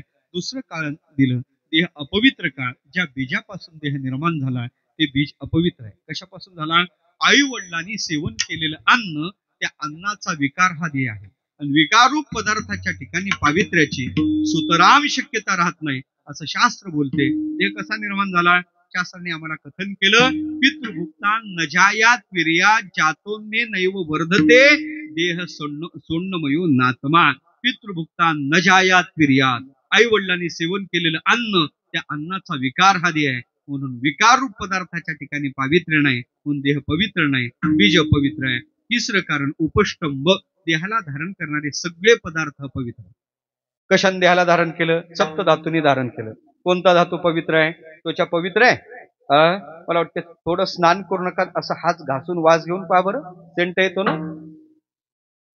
हात घासून वास घेतल्यावर सेंट येतो? नाही बाबा, सगळी दुर्गंधी बाहेर पडते. ऐका ऐका, त्वचा पवित्र नाही. दुसरा घटक आहे मांस, पवित्र आहे? नाही. एखादी गृहिणी भाजी कापता कापता बोट कापल्या गेलं, मांसाचा तुकडा बाजूला गेला, त्याला स्पर्श झाला तर तिनं केलेला स्वयंपाक देवाला नैवेद्याला चालत नाही, खायलाही चालत नाही. म्हणून मांस अपवित्र आहे, मांस अपवित्र आहे. त्याच्या पुढे आहे आपल्या शरीरात रक्त आहे ना, रक्त शरीरात रक्त आहे ना, रक्त पवित्र आहे का? रक्ताला संस्कृत भाषेत नाव आहे काय? अशुद्धा. काय म्हणतात? त्याचं नावच अशुद्ध आहे, त्याला शुद्ध समजायचं कसं? ज्ञानोबाने एके ठिकाणी त्याचा प्रयोग केला बरं का. ज्ञानोबाने रक्तचा ऐवजी शब्द अशुद्ध शब्द वापरला. उदाहरण सांगू तुम्हाला. ओवी आहे, पाहे पा दूध पवित्र आणि गोड. काय पुढं? पासी, आपण बहुश्रुत मंडळी, पासी त्वचेची या पदरा आड ते अव्हेरोनी गोचिड रक्त काय ना सेविती. काय शब्द टाकला ज्ञानोबारांनी? रक्त शब्द नाही वापरला ज्ञानोबारांनी. कोणता?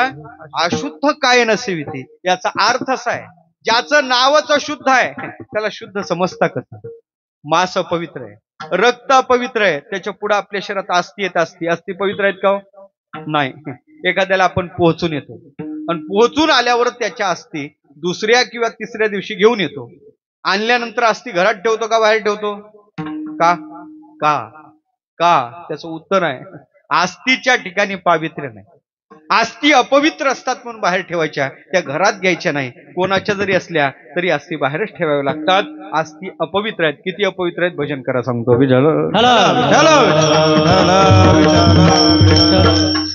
धर्मशास्त्र असं सांगते, ज्याला घर बांधायचं त्यांनी जागा शुद्ध करायची, मग घर बांधायचं.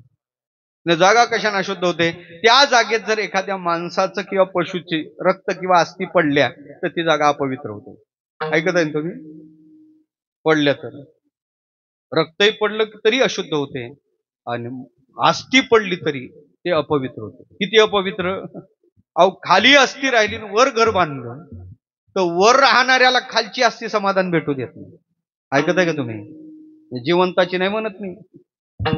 मेलेल्याची अस्थि खाली पडली आणि वर घर बांधण्यात आलं तर खालची अस्थि वरच्याला समाधान भेटू देत नाही. म्हणून घर बांधतेस पहिले जागा शुद्ध करून घेतली पाहिजे. तुम्ही म्हणाल जागा कशाने शुद्ध? तुम्ही म्हणत असाल तर सांगतो, नाही तर पुढे सांगतो. सांगू का? मुंबईत कुठं घर बांधायचे प्रॉब्लेम राहू देऊ का मग? ऐका ऐका, जागा शुद्ध करायची झाली तर जागा सोन्याच्या नांगराने नांगरली पाहिजे. तुम्ही मुंबई करा म्हणून सांगायला काय हरकत आहे हो? सोन्याचा नांगर काय अवघड आहे का तुम्हाला? मग सोन्याच्या नांगर, हे धर्मशास्त्र सांगतो मी तुम्हाला. सोन्याचा नांगर जो आहे ज्यांनी जागा नांगरली का जागा पवित्र होते. मग आम्हाला तेवढा शक्य नाही. मग ते ब्राह्मण बुवा वास्तुशांतीच्या दिवशी सोन्याची काडी सांगतात का नाही? ते काय त्याला पाहिजे म्हणून नाही, त्याला पुढून वाकवतात. भूमिदेवतेचं आव्हान एखाद्या पाटावर चौरंगावर करतात आणि शुद्धीचे मंत्र म्हणतात. अलग लक्षात? आणखीन सोपा उपाय सांगू?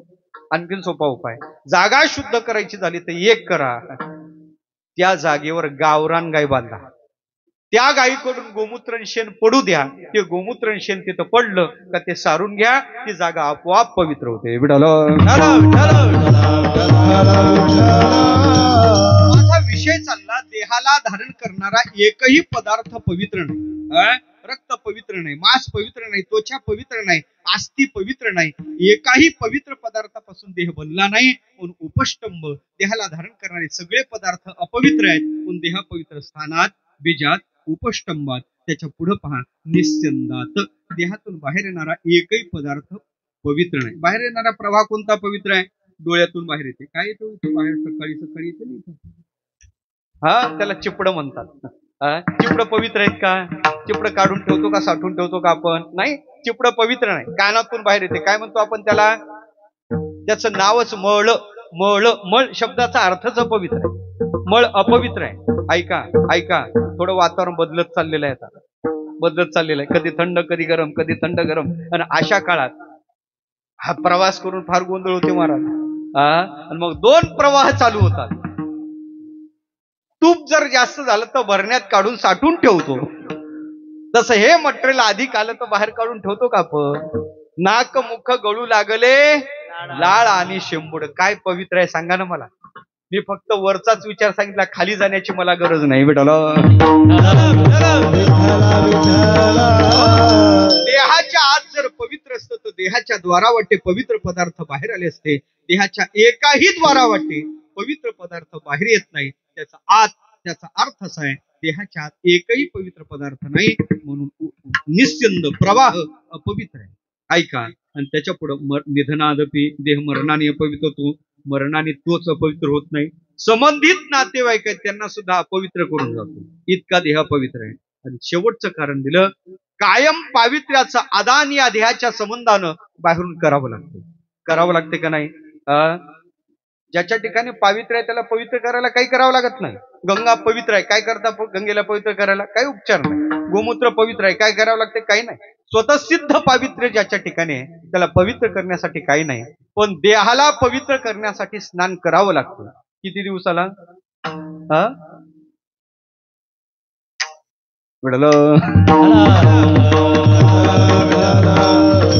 बहुतेक दररोजच ना. ऐका 1000 कामं सोडायची पहिले स्नान करायचं. किती?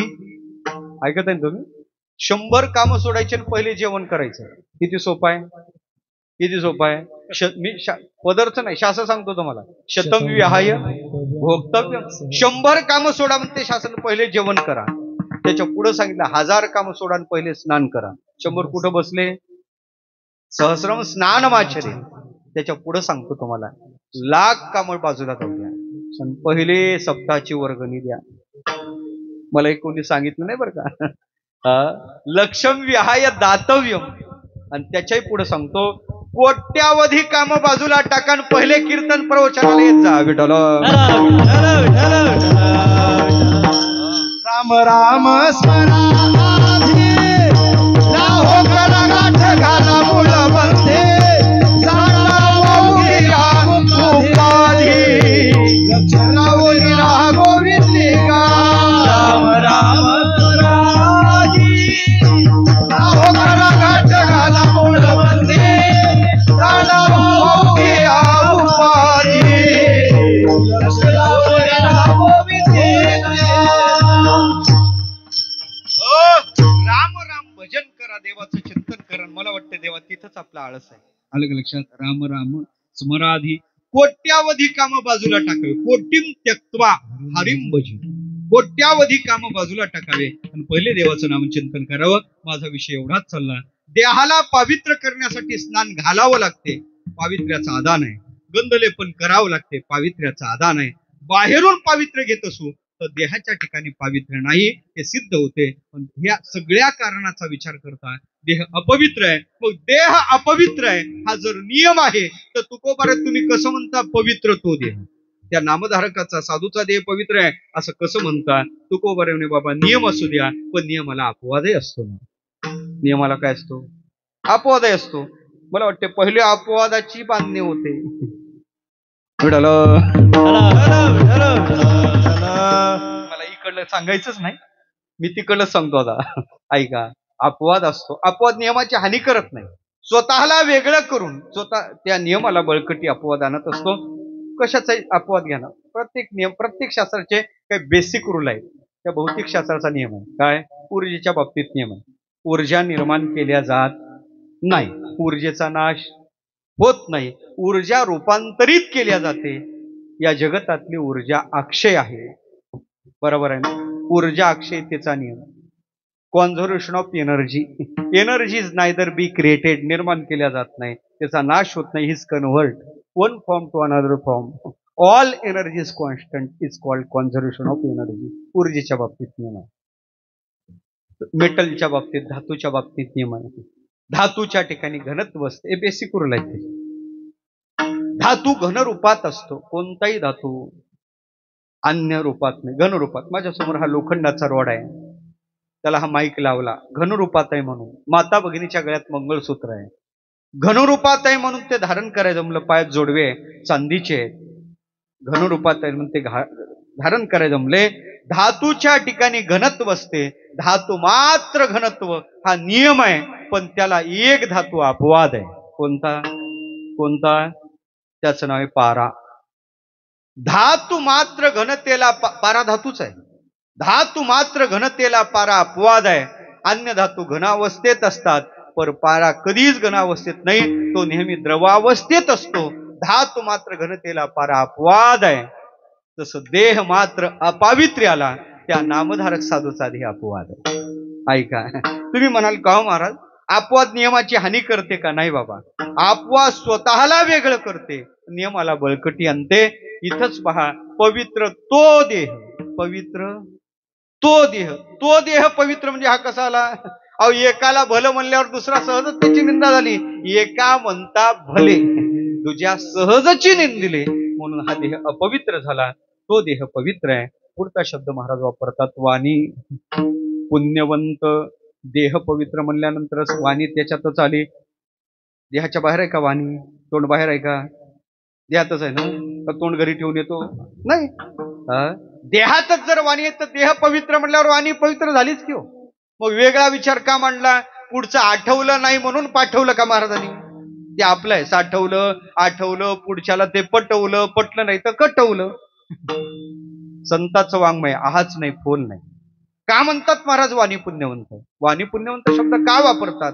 ऐका, यात महाराजाला वेगळा विचार मांडायचा. वेगळा विचार. वाणी, वाणी आहे ना आपल्याला. वाणी, वाणी काय हो?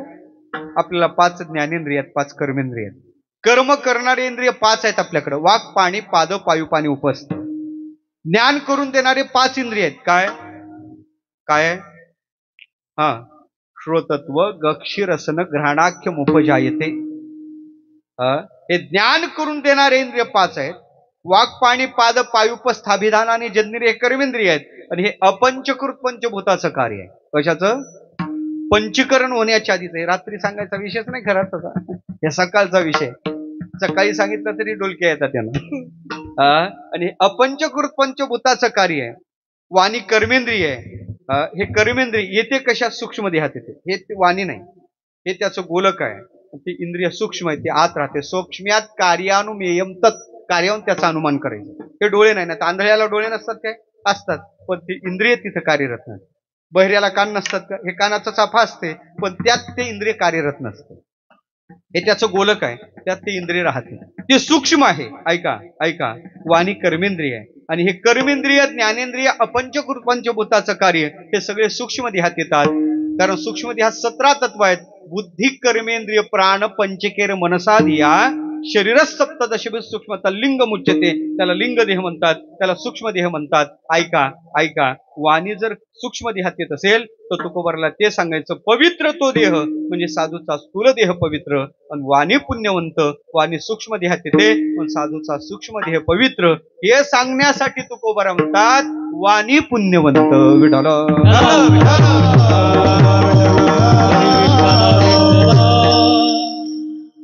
सोपं सांगू का?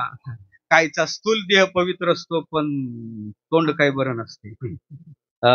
कायचं वाणी पवित्र असते पण स्थूल देह पवित्र असतो. काहीचे दोन्ही अपवित्र असतात आणि काहीचे दोन्ही पवित्र असतात. स्थूल देह पवित्र आहे पण वाणी काही पवित्र नाही. गायीचा देह पवित्र आहे देवा, पण गायीचं तोंड पवित्र नाही. गायत्री स्वमुखे भक्षितसे मळ. का? गायीचं तोंड पवित्र नाही. गायीनं 2दा खोटी साक्ष दिली. खोटी साक्ष दिली का तो ते काय आहे, प्रातस्मृती वैकुंठ वाशी डोंगरेजी महाराज सांगायचे. बाबाजी डोंगरेजी महाराजांचं वाक्य आहे, हा व्यक्ती खोटा बोलतो त्याचा परिचय काय?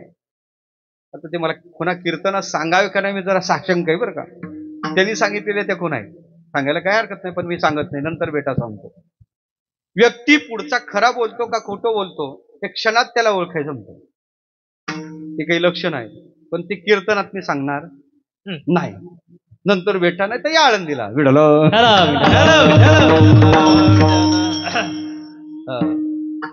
वाणी अपवित्र, खोटं बोलल्यानंतर वाणी अपवित्र राहते महाराज. गायीचा देह पवित्र आहे पण गायीचं मुख पवित्र नाही. अशी जी कथा महाभारतात आहे. राजर्षी यज्ञ ठरलेला आहे, चालूही झाला, मोठ्या आनंदात यज्ञ पार पडत आहे. भगवान कृष्णाला वाटलं यज्ञ व्यवस्थित चालला का नाही, सर्वत्र पाहिलं पाहिजे. पाहता पाहता भूदेवाला ब्राह्मणाला भेटा गेले. भूदेवा यज्ञ कसा म्हणे? देवा काय सांगायचं, यज्ञ होय भगवान विष्णू ज्यात राबत आहे, काय त्या यज्ञात कमी आहे? सगळं व्यवस्थित आहे म्हणे देवा, सगळं चांगलं आहे, पण म्हणे पण काय म्हणे देवा, सुपरवायझर फारच विचित्र आहे. त्याचं काय म्हणे देवा, पंक्ती बसतात, किती खावन किती नाही, मंत्र म्हणून थकून जातो, किती खावन किती नाही वाटते. पण खरं सांगू का, ते 1.25 मनाचा गदा घेऊन ते सुपरवायझर भीम दादा पंक्तीतून फिरतो, साधा फिरत नाही. माहित आहे का, बासमतीचा भात आहे, लोणकडे तुपात तळलेली जिलेबी आहे, खवा उस्मानाबादून आणलेला आहे गुलाबजामचा, बासुंदी मंगळवेढ्याच्या इतक्या महागाचा अन्न आहे, आणि पात्रावर का राहिलं? गधा पाहिली का? गधा म्हणे देवा सगळं चांगलंय पण गध्याच्या धाकानच खाल्लेलं काय अंगी लागत. देवाला लक्षात आलं पाणी कुठं? मूर्ती. देवानी एक विचार केला. इतक्या रात्री देव गेले, बेल वाजवली, हा बाबा आळस देतो. भीमदादा बाहेर आला म्हणे देवा इतक्या रात्री येण्याचे कष्ट कशाला घेतले? मोबाईल केला असता तरी बरं झालं. म्हणे भीमा यज्ञ म्हणे देवा सगळं चांगलं चालू आहे. देवा खरं सांगू काय, जेवढा अन्न उरते तेवढा पठ्य एकटाच फस्त करतो. अरे पण भीमा यज्ञ सांग व्हायला आणखीन एक बुवा यायचा बाकी आहे. देव म्हणे फक्त ते भीम म्हणे दादा आपलं देवा एकच करा, त्याचा मोबाईल नंबर द्या. तारीख कशी देत नाही मी पाहतो म्हणे भीमा तू बोलायला आडदाण तो बुवा मानी. मग उद्या सकाळी आपण त्याला आणायला जाऊ. सकाळ झाली, पंचपंच उषकाल रथ जुंपण्यात आला. भीमदादा आणि स्वतः देव रथात बसले. मजल दर मजल करत गंधमादन ऋषीच्या आश्रमात रथ आला. आल्यावर गंधमादन ऋषीला देव येण्याचे काही संकेत जाणवत होते. देव येण्याचे काही संकेत आहेत. देव डायरेक्ट येत नाही, पहिले स्वप्नात येतो. पहिलं स्वप्न दर्शन, दुसरं डोंगरे महाराजांचे ते वाक्य आहेत. दुसरं दर्शन दिलं. भगवान परमात्मा दर्शन कधी देतो? दुसरा संकेत आहे आपल्याजवळ सुगंधाची कोणतीच सामुग्री नाही आणि आपण जिथं जावं तिथं आपल्याला सुगंधच येत असेल तर समजायचं देव दर्शन द्यायला जवळ आलेला आहे.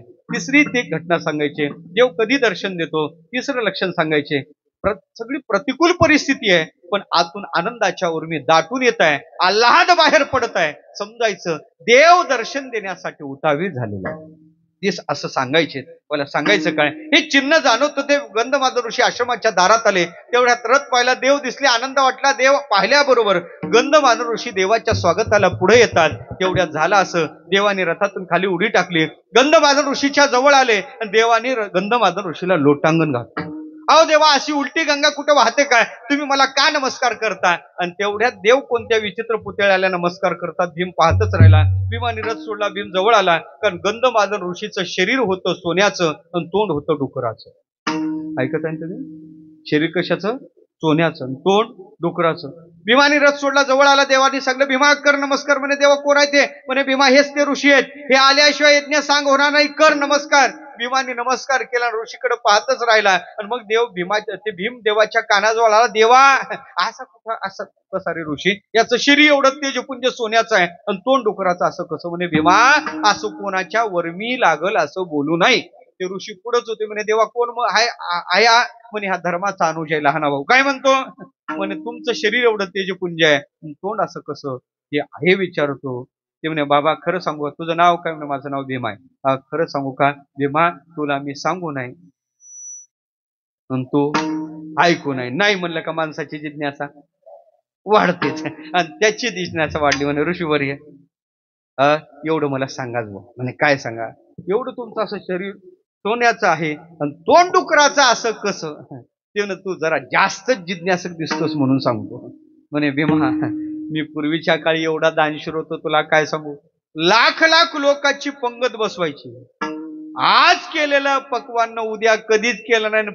पंगत बसली का पाठीमाग हात बांधून पंक्तीतून फिरायचो आणि फिरता फिरता म्हणायचो पाहिलं होतं का असं? खाल्लं होतं तुम्ही? भेटलं होतं तुम्हाला असं? आहे आपल्यासारखा कोणी दाता? खा आपल्या जीवावर हादाडा. भीमा दान धर्म केला बाबा त्याचा परिणाम शरीर सोन्याचं झालं आणि लोकाला असं उपरोधान टाकून बोललो त्याचा परिणाम तोंड डुकराचं झालं. भीमान ऋषीकडं पाहणंच बंद केलं. भीमान आपले दोन्ही डोळे लावले. भीमाने आपला चेहरा देवाकडे वळवला आणि भीम देवाला म्हणू लागला देवा कान टोचायचे होते तर घरीच इतक्या लांब आणण्याची गरज काय होती? देवाने सांगितलं भीमा कान घरी टोचायचे नसतात त्याच्यासाठी विठ्ठल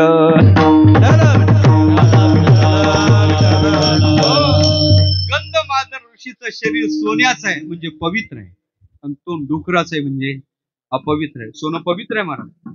त्या न्यायशास्त्रात करज आणि आकरज असे तेजाचे दोन प्रकार असतात. खनिजातून निघणारं प्रत्यक्ष तेज म्हणजे सोनं आहे. सोनं कधी अपवित्र होत नाही. कधी अपवित्र सांगू का तुम्हाला? म्हणून असं म्हणतात सोनं घाणीत पडलं तरी काढून घ्यावं. नाही आलं लक्षात तुमच्या? एखाद्या वेळा अंगठी भांड्यात पडली नाही आलं लक्षात? मला आणखीन याच्या पुढे जायला नका लावू. बरं मी नाही सांगितलं का तुम्ही तशीच जाऊ देणार आहे? एकोत्तराचे वाढी जळती आगी घालती उडी, ते अनायासे सुगुडी सांडी ती केवी ज्ञानोबा स्वतः बोलतात. हो मला सांगायचं काय, पण सोनं कधी अपवित्र होत नाही. तुमचं सांगू का, त्या प्रेताचं सगळं अपवित्र असतं, मड्याचं सगळं अपवित्र असते, त्याचे कपडे वस्तू सगळं अपवित्र असते. मग मी तुम्हाला विचारतो, प्रेताच्या कानातलं गळ्यातलं तसंच जाऊ देतात ना तुमच्याकडं? नाही महाराज. एखादा दागिना चुकून चालला तर रडणाऱ्या स्पेशलिस्ट असतात. त्या दागिन्याचं नाव घेऊ कुठपर्यंत, जोपर्यंत दागिना निघत नाही तोपर्यंत. याचा अर्थ असा आहे, सोनं अपवित्र होत नाही, देह अपवित्र, वाणी अपवित्र. दुसरा वर्ग आहे, वाणी पवित्र आहे पण देह अपवित्र आहे. फक्त निर्देश करतो शरभंग ऋषी, देह अपवित्र आहे आणि वाणी मात्र पवित्र. वेदाच्या रुचावून रामाची स्तुती करतात. आश्रमात रामप्रभू आले, मंगलमय वातावरण, फळं खाण्यासाठी रामप्रभू लक्ष्मणजी बसले. मंगलमय वातावरण, सडका कुचका वास आला. लक्ष्मण विचारला, दादा एवढा मंगलमय वातावरण, हा सडका वास कशाचा आहे रे?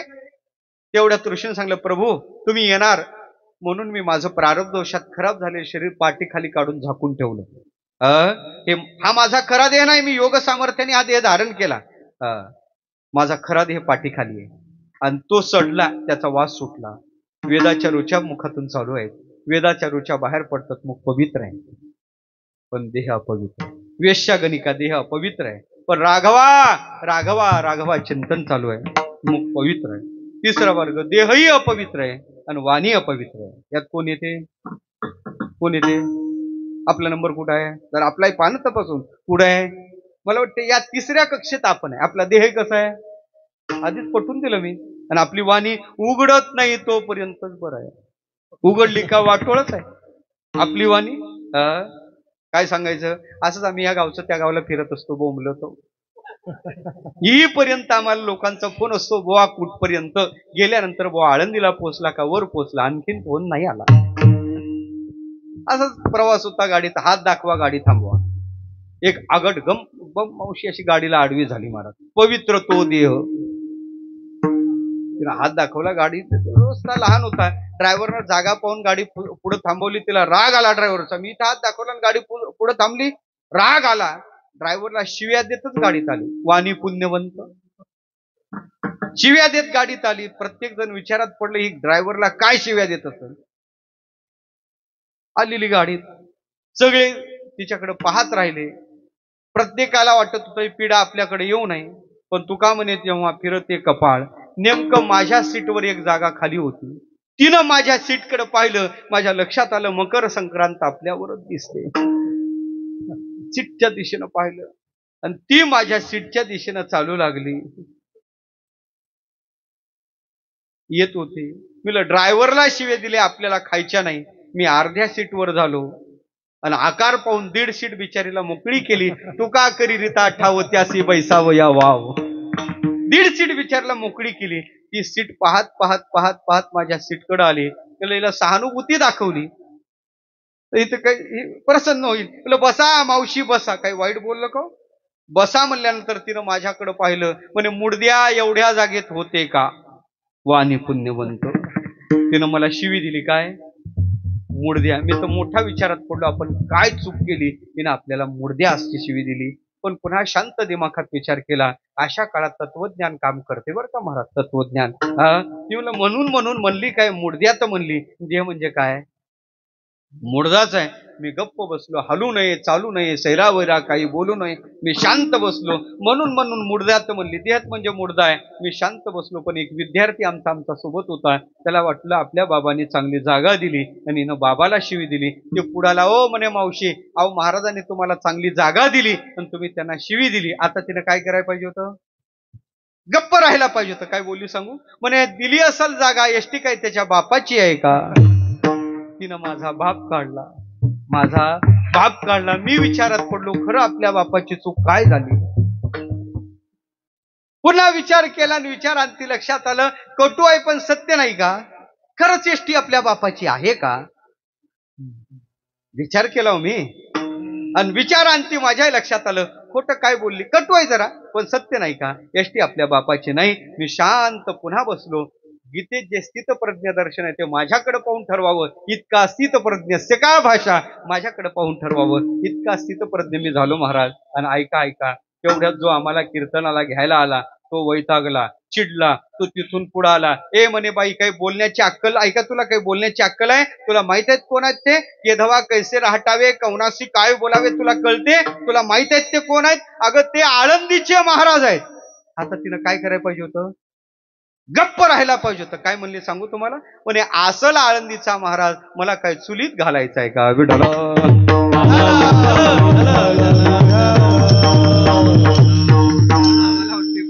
कामापुरतं देहही अपवित्र आणि वाणी सुद्धा अपवित्र.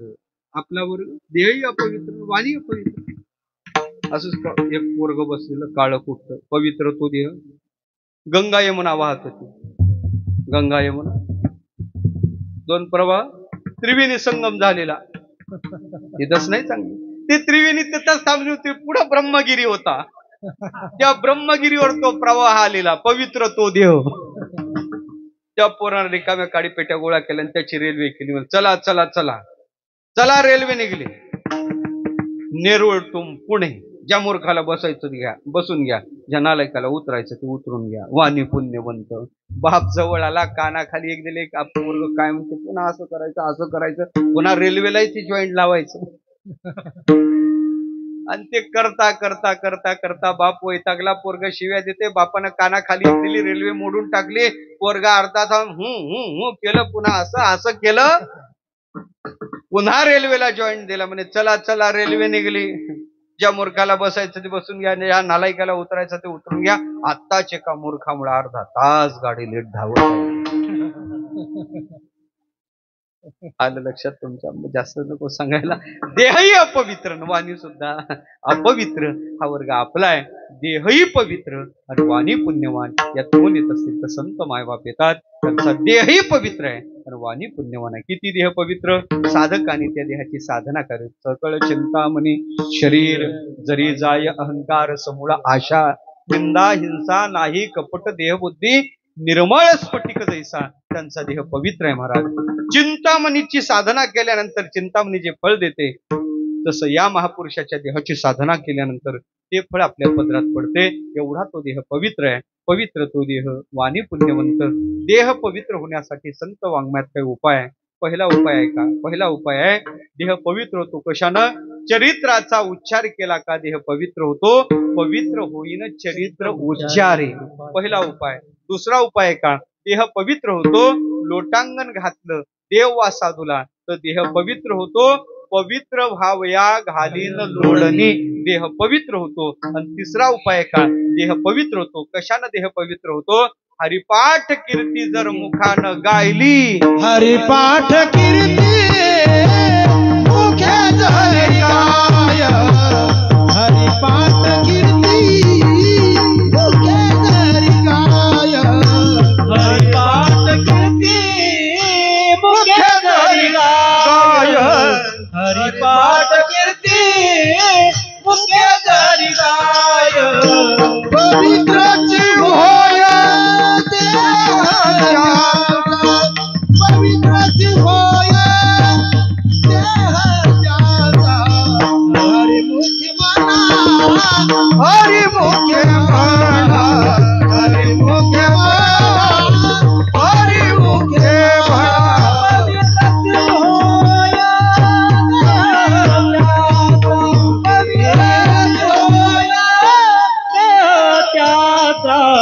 हरिमुखे म्हणा, हरिमुखे म्हणा, हरिमुखे म्हणा, हरिमुखे.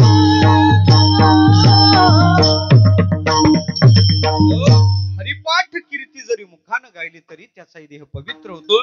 ही सगळी कारण देह पावित्र्याची असले तरी तुकोबर एका साधनाचा निर्देश करतात, जो वदे अच्युत सर्व काळ देवाचं नामचिंतन करतो. आम्ही करत नाही का? इथं सर्व काळ शब्दानं आमची व्यावृत्तीच केली. आम्ही सर्व काळ करत नाही, आम्ही करतो चिंतन. कधी करतो?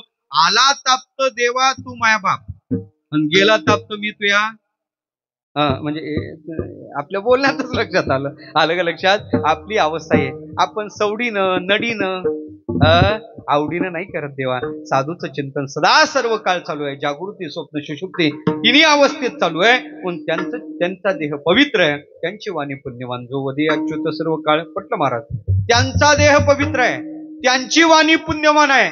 आम्हाला काय त्यांचा उपयोग? म्हणे बाबा त्यांचा देह पवित्र, त्यांची वाणी पुण्यवान. अरे केवळ त्यांचं चिंतन दृष्टानं जर केलं, वाईटानं केलं, पाप्याने जरी केलं तरी त्यांच्या चिंतनानं तो पापी सुद्धा तरुण जातो. आणि कितीही पाप असू द्या, त्या राशीच्या राशी भस्मसात होतात.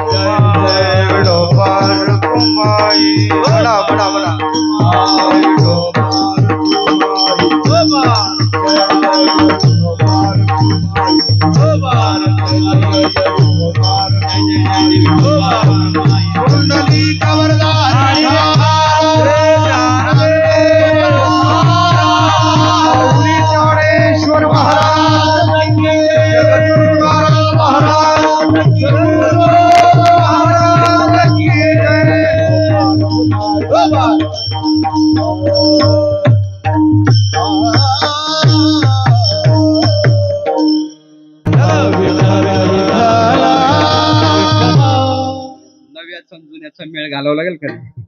म्हणून वेळेच्या अभावी एका चरणाचा भाव सांगतो, पुढचे फक्त चरण लावून देतो. त्यांचं चिंतन केलं, आम्हाला फळ काय बाबा? त्यांचं चिंतन केल्यानंतर दोषी तरतात. ऐका, हा थोडा कवितेनं दोन्ही चरणाचा विचार पुढच्या सांगणार आहे. दोषी तरतात त्यात विशेष नाही. दोषीनं त्यांचं चिंतन केल्यावर ते तरतील. दोषीनं जर साधूचं चिंतन केलं दोषी तरेल. पण ऐका, दोषीनं चिंतन केलं नाही, करू नाही ते केलं, खाऊ नाही ते, महापाप केले. महापाप करून मरून पडला. आणि नामधारक महात्मा वाटेनं जात आहे. त्या प्रेतावर आतापर्यंत संगती सुद्धा साधूची नाही घडली. त्या महापाप्याला मेल्यानंतर त्याचं प्रेत वाटेला पडलेलं आणि साधू वाटेनं जात आहे. त्या साधूची करुणामयी दृष्टी त्या महापाप्याच्या प्रेतावर पडली तरी तो महापापी उद्धरून जातो म्हणून. ऐका, इथंच नाही, तो महापापी मेला, चितेत त्याचा देह टाकला, अग्नी लावली, धूर बाहेर पडला. साधू कुठंतरी लांब आहे, देहावरही साधूची दृष्टी पडली नाही. आता त्या महापाप्याच्या शरीरातून निघणारा धूर त्याच्यावर साधूची दृष्टी पडली तरी तो महापापी तरुण जातो. ऐका, तो महापापी मेला, त्याची चिताई शांत झाली. धुरावर नाही साधूची दृष्टी पडली, खाली राख पडली त्या महापाप्याची. त्या राखेवर जरी साधूची करुणामयी दृष्टी पडली तरी तो तरतो. मी बोलत नाही, हा विषय नारद पुराणात आलेला आहे. नारद पुराणात नारदजी सांगतात, नारदजीच्या मुखातले शब्द आहे, महापातक युक्तावा.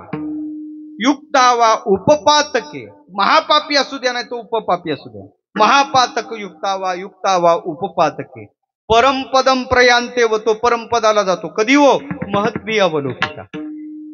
महापुरुषांनी त्याचं अवलोकन केलं पाहिजे. कशाचं अवलोकन केलं पाहिजे? कलेवरम, त्याच्या शरीराचं नाही, तद्धुमम तद्भस्मम वापी सत्तमम.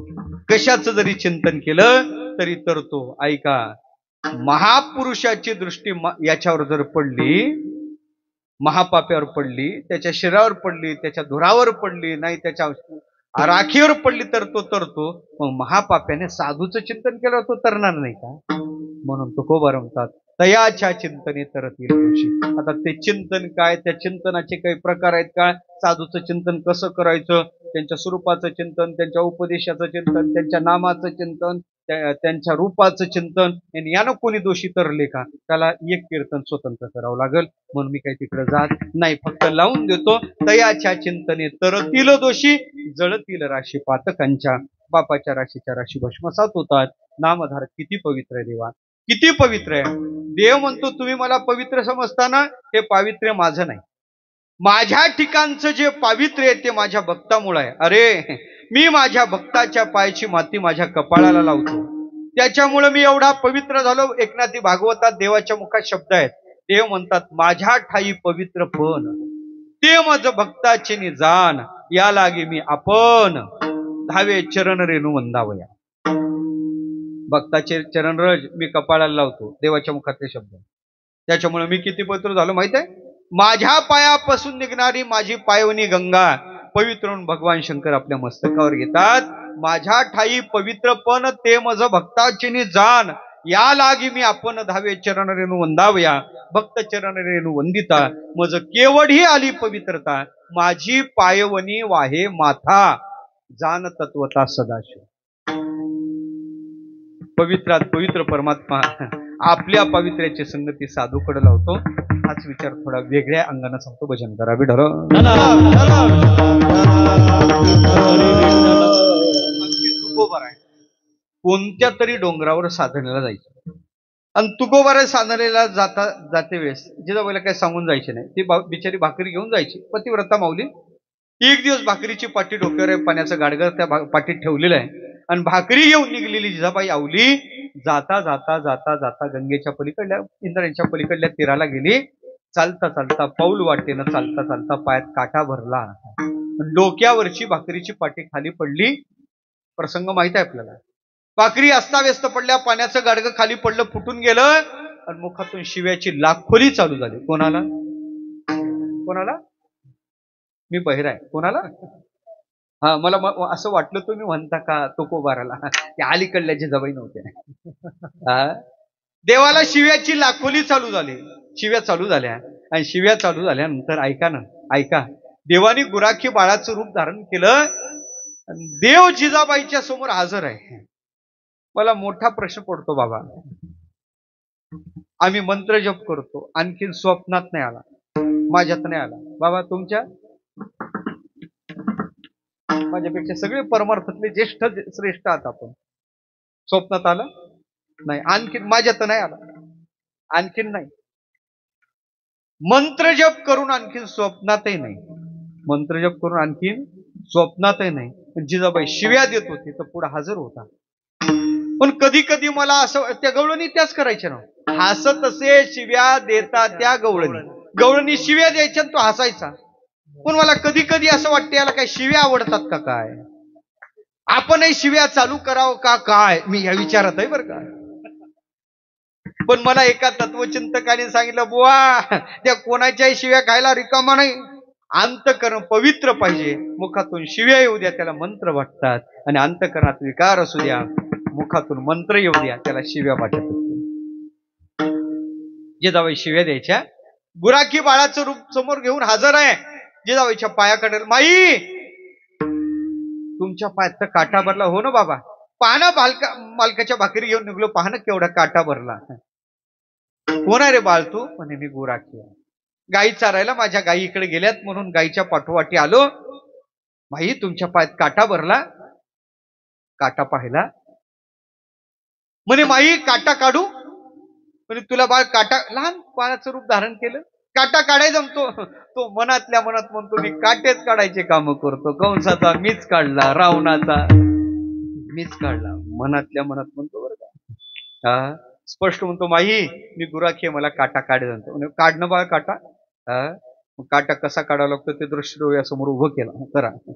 शेतात गेलं पाहिजे, पाया काटात भरला ते, काट्यात नाही पायात काटा भरला पाहिजे. झालं. पुढे देव बसलेला आहे, गुडगावर पाय उभा केलेला आहे. ज्या पायात काटा भरला तो पाय देवाने आपल्या गुडघ्यावर घेतला आणि काटा दिसण्यासाठी तो पाय स्वच्छ करावा लागतो आणि त्याला पाणी लागते. ते पाणी बाहेरच्या टाकीतलं जमत नाही, आपल्या टाकीत हात टाकावा लागतो. बरोबर आहे ना. देवाने सुद्धा आपल्या तोंडात हात टाकला, थुंका हातावर घेतला आणि जिजाबाईच्या पायाला तो थुंका लावला. कशाला लावला हो? मी आधी सांगलो मी बहिरा आहे, उत्तर जोरात येऊ द्या. पायातला काटा दिसावा म्हणून. बरोबर आहे. पायातला काटा दिसावा म्हणून देवाने थुंका लावला. आपण हे थुंका काटा दिसावा म्हणून लावतो. आता माझा प्रश्न तुम्हाला आहे, तुम्ही मुंगी पाहिली का? मुंगी, मुंगळा नाही म्हणत मी, मुंगी म्हणतो. आहेत का नाही इकडे मुंग्या? आहेत का नाही मुंबईत? आहेत ना मुंग्या. किती पायाच्या आहेत मुंग्या हो? मुंगीला किती पाय आहेत मुंबईत? मोजले नाही तुम्ही?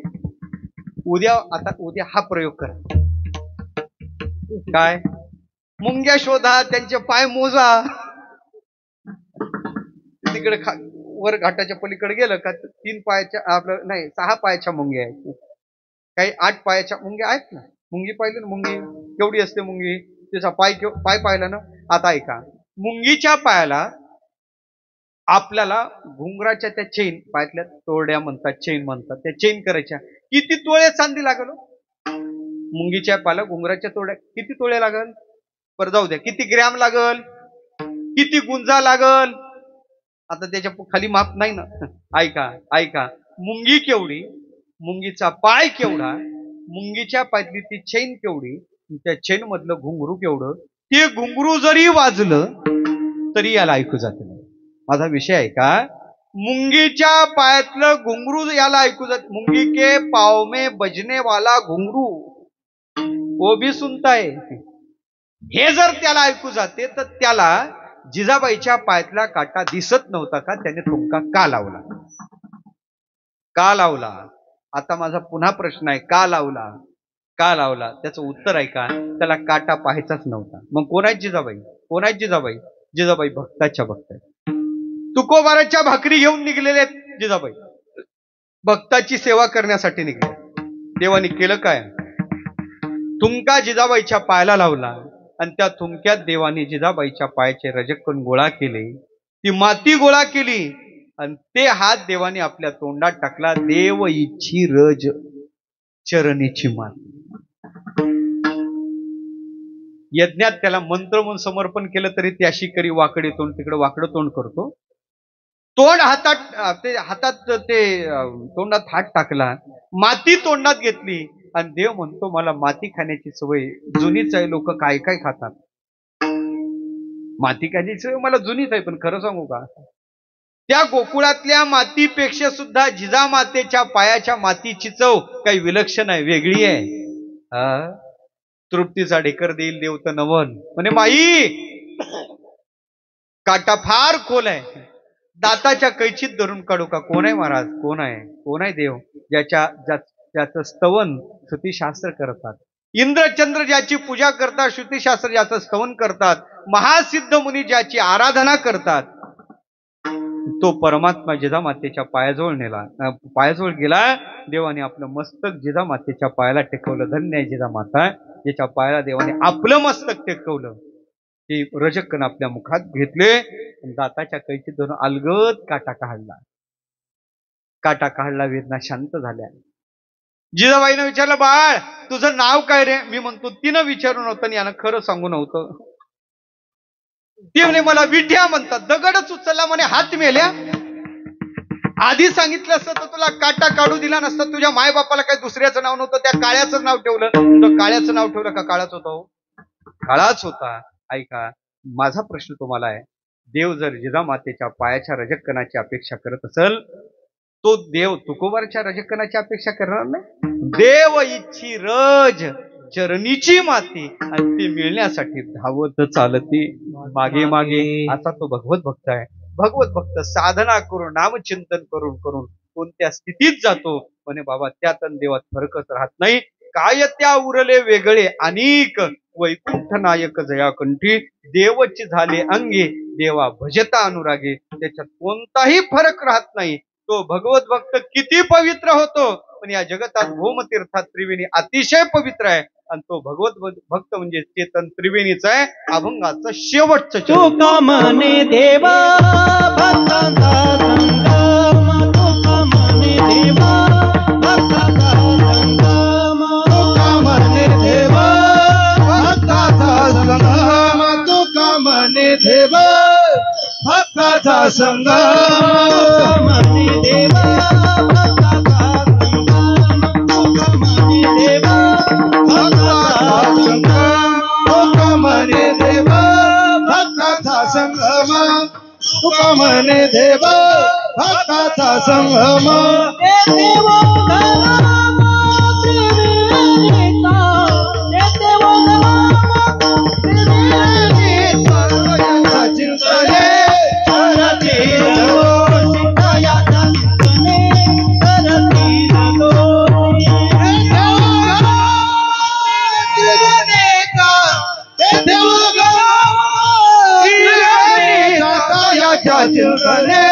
करतील दोषी, दयाचा चिंतने करतील दोषी. चिंतने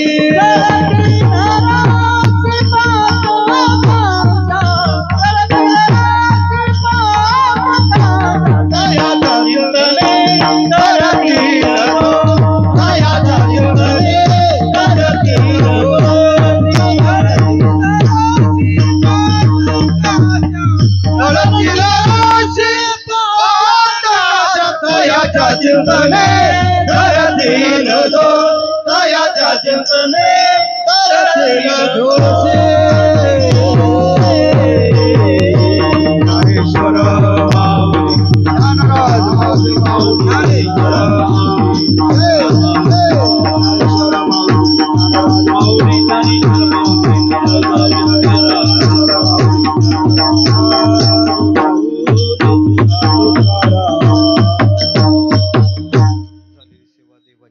संतांच्या चरणी समर्पण करतो.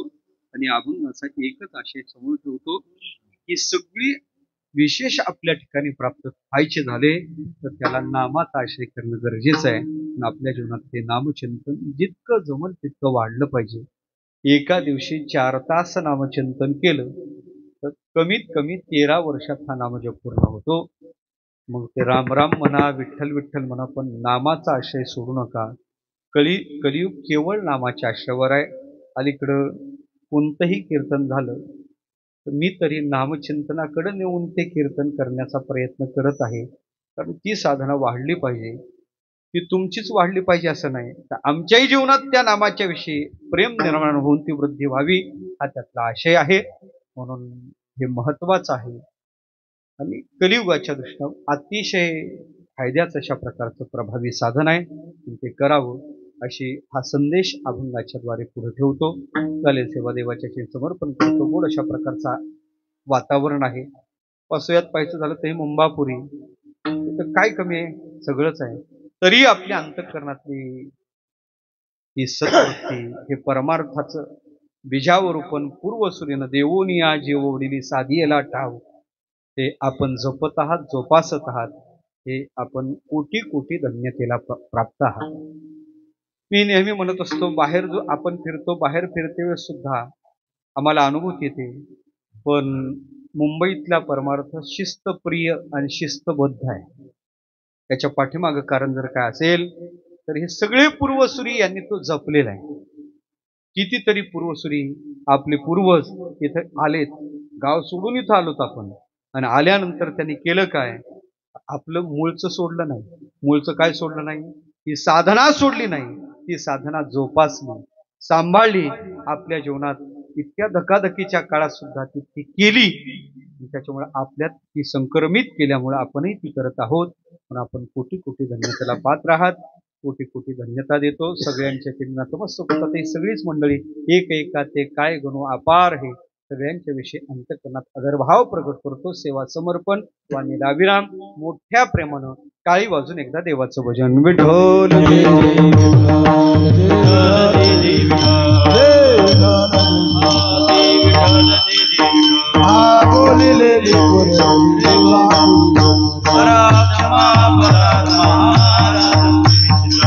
नाही विचारिला अधिकार तुका